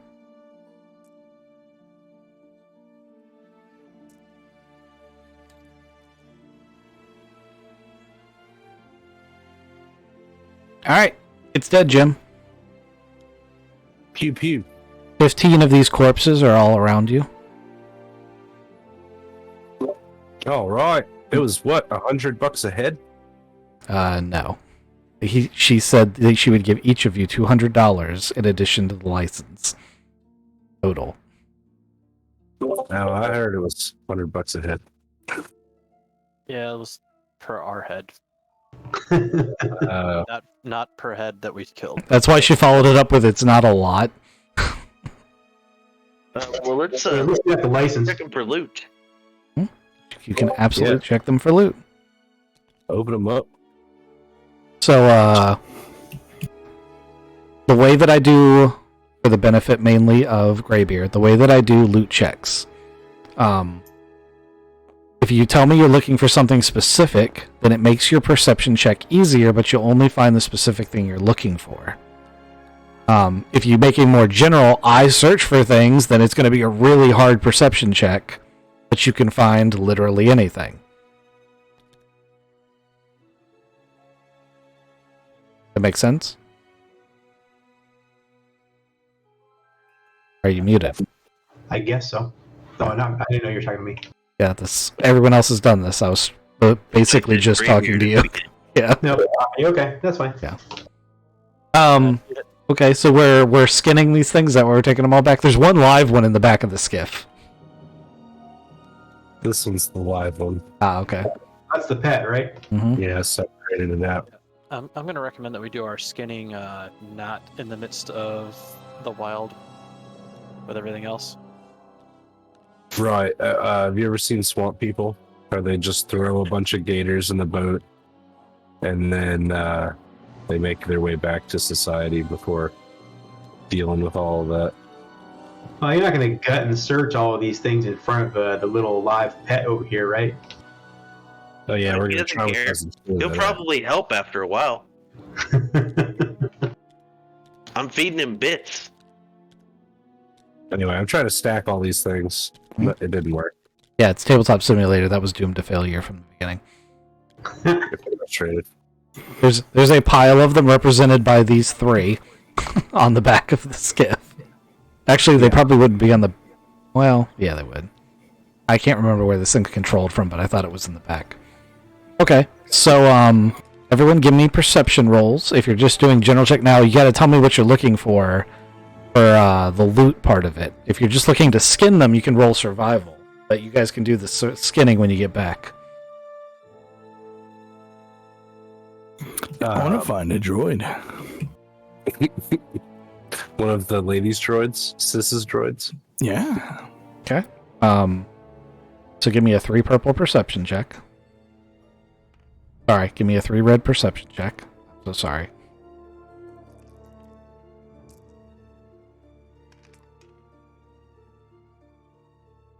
Nope. That's a lot closer than I thought you were going to get. Need a hard check? I'm glad it wasn't a despair, though. I see 2 despairs on the board. 3. They were all 1. Oh, man. Could have been bad. So if I just want to search for random things, what's the difficulty? So if you want to search for random things, it's going to be... I mean, it depends on what you mean by random things. If you just mean anything, then yeah, go ahead and just give me a 2 purple, 1 red check. This is not this doesn't count against your skinning them. Like, obviously they're going to have meat and flesh.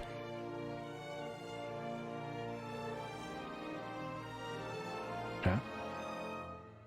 I'm gonna try to find Shit. fence. I'm gonna try to find fence parts. Are Specifically, these the ones that have been eating the fence? yes.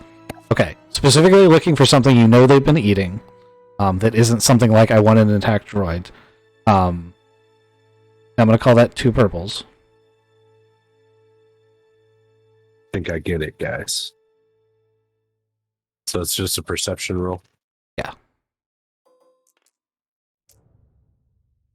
Just open up one of their mouths and stick my arm deep inside its gullet and pull out nothing. You pulled out a rock. A rock. Apparently these things are so dumb they'll eat rocks. Yeah, I too was going to look for fence parts. Okay. Make the same check.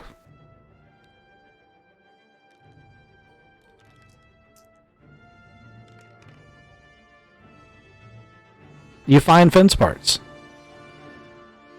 Woohoo! There's almost a whole emitter. It's broken in half, but it's in there.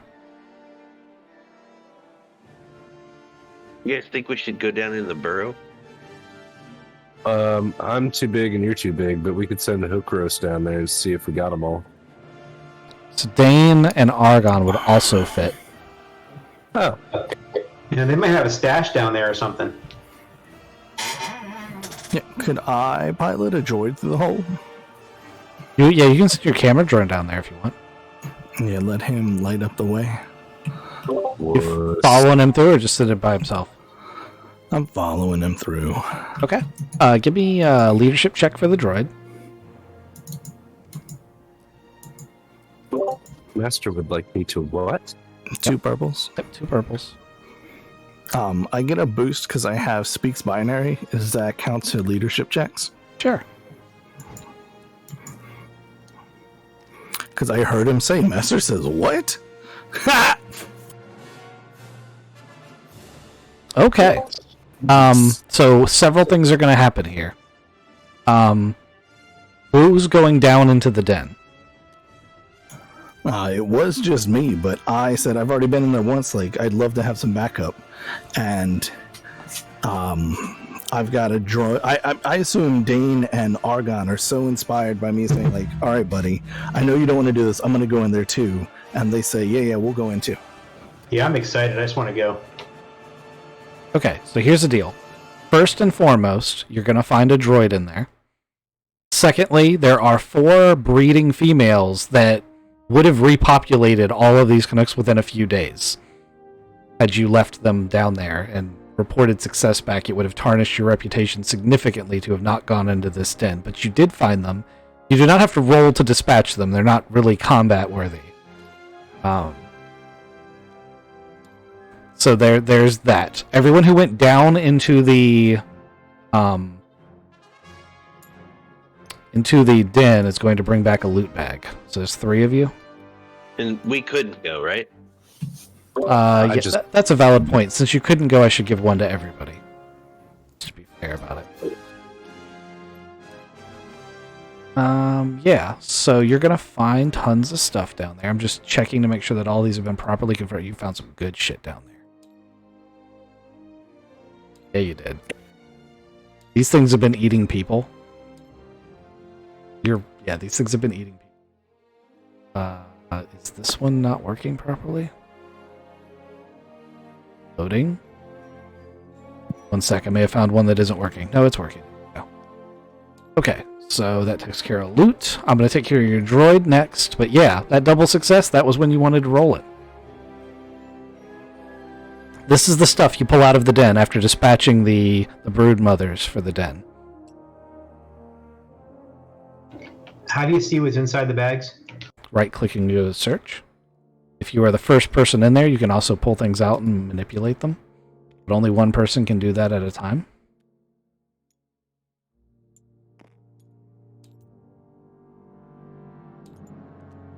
So we just grab and drag, is that how that works? Yep.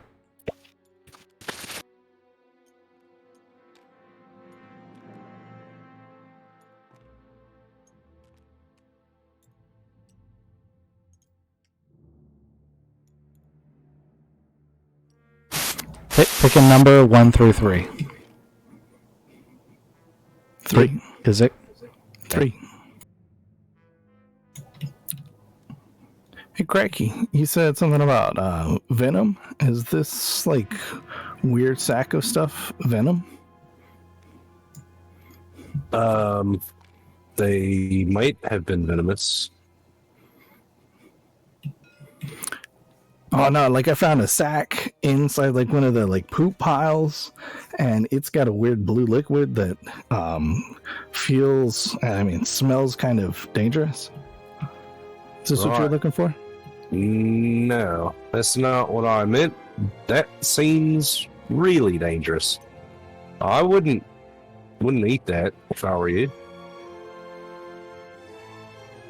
You said we're looking for poison. Like your idea was to like lace maybe one of the bunnies with poison and hope that they went back into the den, which is an awesome idea. It was an awesome idea. That's what I thought you guys were going to do. Well, I can take this and maybe use it next time to poison a bunny. Oh, there's verbin juice. Yep. Found some verbin juice, breathing mask, and a canteen if we ever want to look more like the Imperials. The canteen is not only for Imperials. It's a canteen that holds water, and you may want that considering where you're at in the world. Oh yeah, the filtration system that can purify. Yeah, no, it's a lot better than I initially thought it was. That droid is operational. It's not turned on right now. It's in its little shutdown state, but that droid is 100% operational. Can I look through its code to see if it's owned by the lady? It is. I'm going to leave it shut down and just put it back on the craft.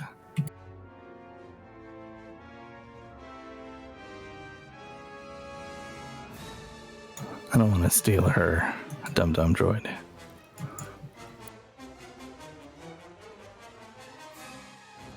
I don't know if she'd even notice.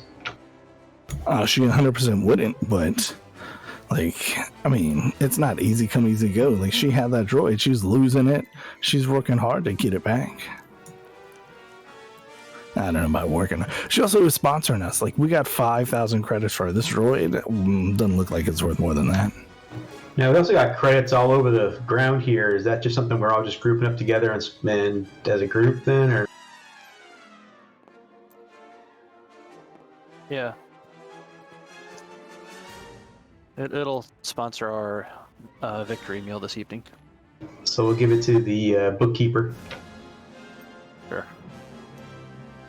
Also, a guy that is able to acquire ships, how much do you know about these nuggets here?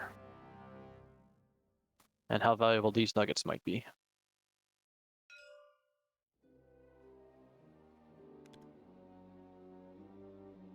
Are you asking one of them or are you asking me? I'm talking to you, Argon. Yeah. He's the smuggler guy. Yeah, that's Argon. Oh, what was that? The gem thing? Yeah, there's several nuggets. A platinum nugget, a different type of mineral nugget, and then some other stuff here.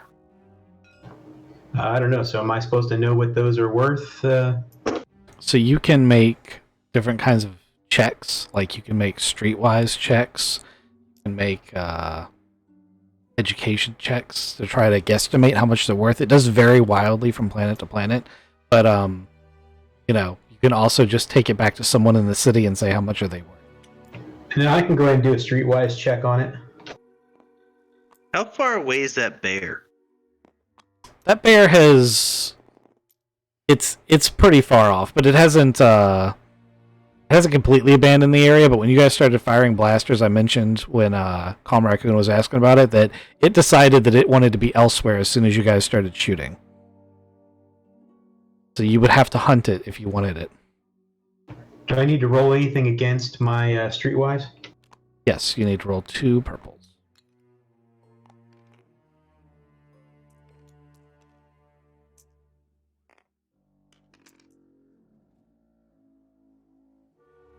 Okay. So nuggets that size of those relatively useful but not super rare minerals, I mean, they're going to run you about 200 to 500 credits a pop, depending on what planet you're on. You don't know the local market well enough to say the exact number, but you're going to guess it's in that range.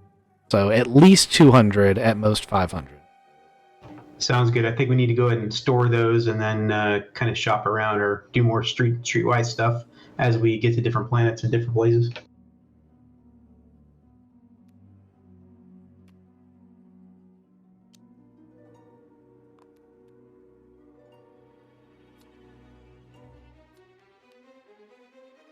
Are we done with the loot bags? Can I get rid of the bags? I think so. I kept one bag. Okay, it's Yeah, fine. we should put. I'm gonna keep one bag too. There we go. Check out this rifle I found in one of those things. What you got? My God, look at this thing. It's a DC-15 assault rifle. Ooh.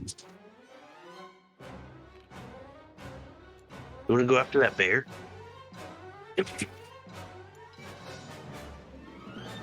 Yeah. Let's slip off while they're looking at the loot and go get the bear. Now you said there's that gray area, right? It All right. in the gray area. I do not recommend taking out the bear just yet. Oh yeah, no, we're not asking you guys. We're not even letting you know we're doing it. Oh, great. I'm gonna roll a stealth. Try to get away. We picked up the hand blaster version of that. Do what? Argon. Uh, Okay. Yeah, a pistol blaster. What was that? I was just seeing who picked up the hand blaster. It's I two, did. two of the items you guys picked up are illegal. And that was one. The hand blaster is illegal? When you look at it, it says R next to the price, meaning restricted. You can, you can totally have it. I just need you to keep in mind, especially as a relatively new player, that if an Imperial sees that, you are going to be in trouble. And in trouble might mean just shot. So, Gotcha. Okay. All right. Well, we could probably try. Well, I don't know. Since it's restricted, I probably wouldn't even be able to hawk it, could I? It will be more difficult, yes. But I'm not interested in taking it. I'm not discouraging you from taking it. I just want you to understand that you don't want to pull that out in front of a stormtrooper. Yeah. Unless you get killed. So it's only if I get searched, then, is what you're saying? Yeah, you want to keep it hidden as much as possible. The same thing with the other one, the other gun that has a restricted thing. Like DC-15, yes. yeah, you just want to keep it out of sight and out of mind. Yeah, it just stays on the ship. Yeah. Got it. Same thing here. It's my hunting gun. So one of you failed to sneak away. So you guys do see Gar and Crikey run off towards the mountain. We're probably giggling Mm-hmm. as we're trying to get away. Yep. All sneaky like. Argon I and can see it on Dane. mine. Dane is probably the one that would point out the illegality of the blaster to Argon. So you guys are having that conversation when another individual walks up to you and is like, "Gentlemen, I can't help but notice you have quite a haul there."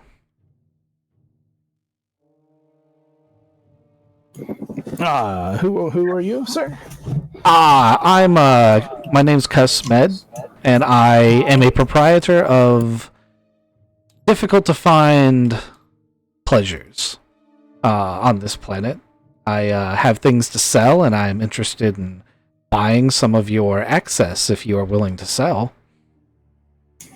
Let me see if I'm reading you right. Are you looking to offload something like this? And I open up my jacket just a little bit and show him the top of the Glittersome spice box. My. It appears we're in the same business. I was looking to offload, so not quite that level, but I was looking to offload. I have some scavenger grog and some death sticks. I would be more than willing to buy that at a fair market value if you're willing to sell. Yeah. Tell me more about that scavenger grog. Sure, I have a whole case of it back at my camp. I was waiting for a delivery, but I've just gotten word that he's not going to make it there. I'd be willing to trade you the entire case of grog for that one box if you're willing to make that trade. Yeah, I'm 100% down. Excellent. This has turned out far better. I was only hoping to get some of the meat from your catches, which I'm still willing to buy off of you, but this is a far better trade than I ever expected to make. Yeah. Here's my comms. I know you're looking for other stuff, right? Yeah, from time to time. I tend to trade out here to camps and hunters that I find along the paths. Yeah, there are less eyes out here. Absolutely. Do you want some meat? Yes, I would be interested in buying some meat. I would, if you'd be willing to skin the carcass, because I don't have those kind of skills, I'd pick one up for you for, say, 100 credits. You said we have to skin it? I would, yeah, I don't quite have the skill to butcher one properly. Yeah. Once our once our Trandoshan gets back, he skins them up real good. Oh, okay. Speaking of the Trandoshan, we can get to the part that these two really want to do. You guys could roll survival checks for me. It's going to be 1 red, 1 purple to track this bear.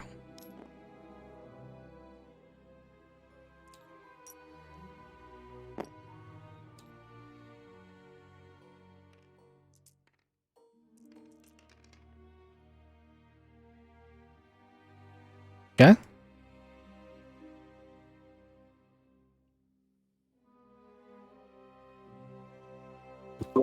I got the 0-1. Okay. See how the claws turn? It's this way, Crikey. You're going the wrong way again. I smell it this way. As you're saying that, it's going to leap out, and because Gar knows where it is, it's not going to hit him. Right. But it is going to hit Crikey. Croggy, it's a drop bear. And it's going to do teeth and claws, brawl damage, 5 plus 2 is 7. So it's going to do 7 damage. As you have come upon its lair, and it's a smart bear.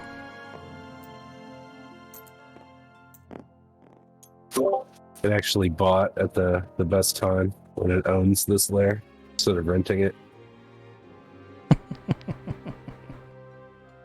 You're a smart bear. All right, you two can go now. Bro, I'm gonna shoot it in the face. That's what I was about to say. You go ahead and you shoot it in the face because you got that new DC 15. What's the difficulty to Yes. blow this thing's head off? So for you, because you are not engaged with it, and it is not an adversary, it is a rival. So it's going to be 1 purple and 1 black. Right, I'm gonna aim.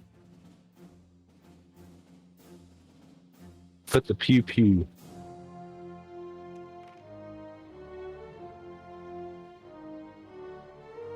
That's 11 damage. That hurts it very significantly, but does not kill it.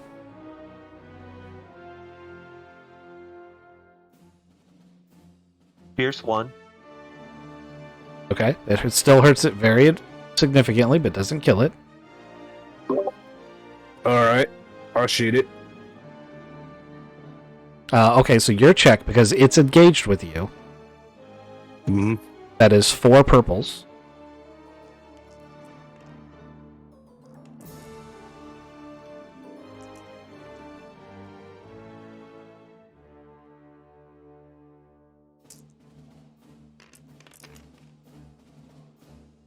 It's dead. Made it a whole round. I would like to make a cape. I want to be a Wookiee too. Survival check. If you want to make it into a cape right here in the field, it's going to be difficult, but you can skin it for its hide much easier. You take it back and work on it. Yeah, we'll cart it back. Yeah, it's only 2 purples to skin the hide off of it if that's all you want. Or you can bring the whole carcass back and, you know. Hey, look what we got. Who the fuck's this guy? That's probably what they're saying. He would have probably already left by the time he came back from the hunt. Oh no, he's waiting for his meat. So yeah, he's still there. Hey, those guys look like real hunters right there. That's a bear. Wow, that's a big bear.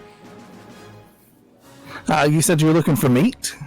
Yeah, I was just interested in getting the meat off of one of these carcasses you guys had, if you'd be willing to clean it for me. I'll give you 100 credits for it. No problem. I grab it and I turn it inside out. There Excellent. you go. Red Dead style, where like you stick your finger in its butt and you just rip it out. Yep. Like a, from Red Dead Redemption, where you just turn a bunny inside out. All right. Gives you some credits and moves on the way. It's that guy here the whole time. He didn't help us at all. What the fuck? He likes to sell some stuff in the jungle. Check the front of the skiff up there. We got a crate of booze. Wow. I like him. You got his phone number or something? He'll show up when he needs to show up. He knows me. I think he's one of those guys that doesn't like to be tracked. Okay. I get that. Hey, did we get all the footage we need? I think so. We got footage going in and destroying some brood lords. We got some footage of me running away heroically after lighting a fire in the nest. I turned off the things when you guys were giggling away. And we need to go cash up with the lady. With Sis Darum. Yeah, we gotta fly this ship back. You gonna do it in the air? Yeah. That's why we got this field dressing kit. Does it make better? Do you have to pee on hides to make them loosen up and get all the fat off? I heard a story where that's how they do it. I just do it, man.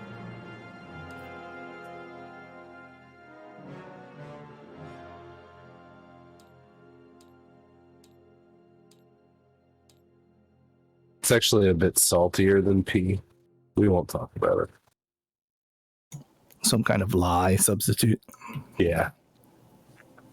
All right, you guys roll into camp. Roll into the farm, I should say. Bunch of Canucks and a big old bear strapped to the front. Just a bear carcass. The fur is off of it. Yeah, I'm wearing it. You guys No. kept the head for mountain, right? No, it's part of the cape. It's the hood of the cape. We need a tree. Damn it! Make sure that bear's not on camera. Who's gonna knock on the front door? Bear's gonna be on camera for the rest of the episode. I'm wearing it. Knock, knock, knock. Sis. He looks like a Wookiee. Now we have 2 Wookiees. Hookers. Oh, that's quite a bit of Canucks. I hope you got the whole den. It looks Yeah, like you're yeah. very successful. We went in. I actually can show you some footage of the brood mothers getting brutally slaughtered in a tight space with a shotgun. That is excellent. I've already done the paperwork for your licenses, and she hands you a data card that has digital copies of all of your scavenger hunting license on it. And she's like, and I believe the agreement was 200 credits ahead. That should be 1,000 credits for the 5 of you, correct? Yes, ma'am. I also have a small finder's fee. When we were going through the den, we found this guy. Oh, Looks like he's yours. that is one of mine. I actually just ordered a bunch of the new versions for replacements. If you'd be interested with it, you did such a good job. You can keep that if you'd like. Oh man, you are like the best. I can't even express how awesome that is. You've done me a great favor here. I was worried that my banthas were going to be eaten by the real predators on this planet. That fence is kind of our lifeline out here. Yeah, it should be pretty good now. We found like half-eaten fence posts too. Oh, would you be willing to trade me that back since I'm letting you keep the droid? I could use that. Yeah, no, a droid for a fence post? That's like the best deal I've ever heard. I really appreciate that. Thank you. I'll be sure to pass on to the other farmers that you all are rather effective. That was only a day's worth of work and you wiped out the whole den. Yeah, I don't like them very much because they got these little tiny underground dens, and I'm the smallest one, so they made me go in the hole first. You went into the den. Oh, that's quite impressive. Yeah, I look forward to seeing your episode. Yeah, it's pretty heroic. I'm not gonna lie. Thanks again for all of your time. You will. Once again, thank you. And she back into her home. She's quite happy. You all have upped your reputation, and you have made money, and you got a droid to keep, and a cape. Sweet. You just getting rid of the bear meat? Did you only want the skin? When you say getting rid of, you mean eating it? I'm bet you took a handful, but there's a lot of it. I just want to know if you kicked the carcass over the side, if there's a bloody, hairless carcass on the front. To my geezes. I'm gonna have bear flavored giza next. Okay. Well, we need food, right? You guys are going to be set on meat. That's a ton of stuff you're bringing back. But yeah, that's good. I just want to know if the bear was still going to be on there. All right. Yep. So, next stop, home. I would like, before we drive back into the city, to get this bear carcass a little bit hidden, so it's not obvious that we've killed a bear. So you have a couple of survival things. If you want to like take the tent apart and throw it like a tarp over top of the bloody carcass, you could. He's taken the head off of it, so it will be difficult to identify. But you're not wrong that someone might ask questions about, something that size being killed by your party. But also, you could make the argument that there's nothing on your license saying you can't kill it. True. Just cut it in pieces and throw it in the crate. Yeah, we got a cooler. We're gonna put it in the crate. There you go. You can chop it up and put it in there too. That's also doable. All right. It's on ice. All right, grab your pit droid card so I can move the map and get the skiff off the thing. And you guys can drive all the way home because it is time to end the session. We had good today, guys. It was great. That was some fun stuff. Great footage, I guess, from what I'm hearing. Yeah, I think you guys did fantastic.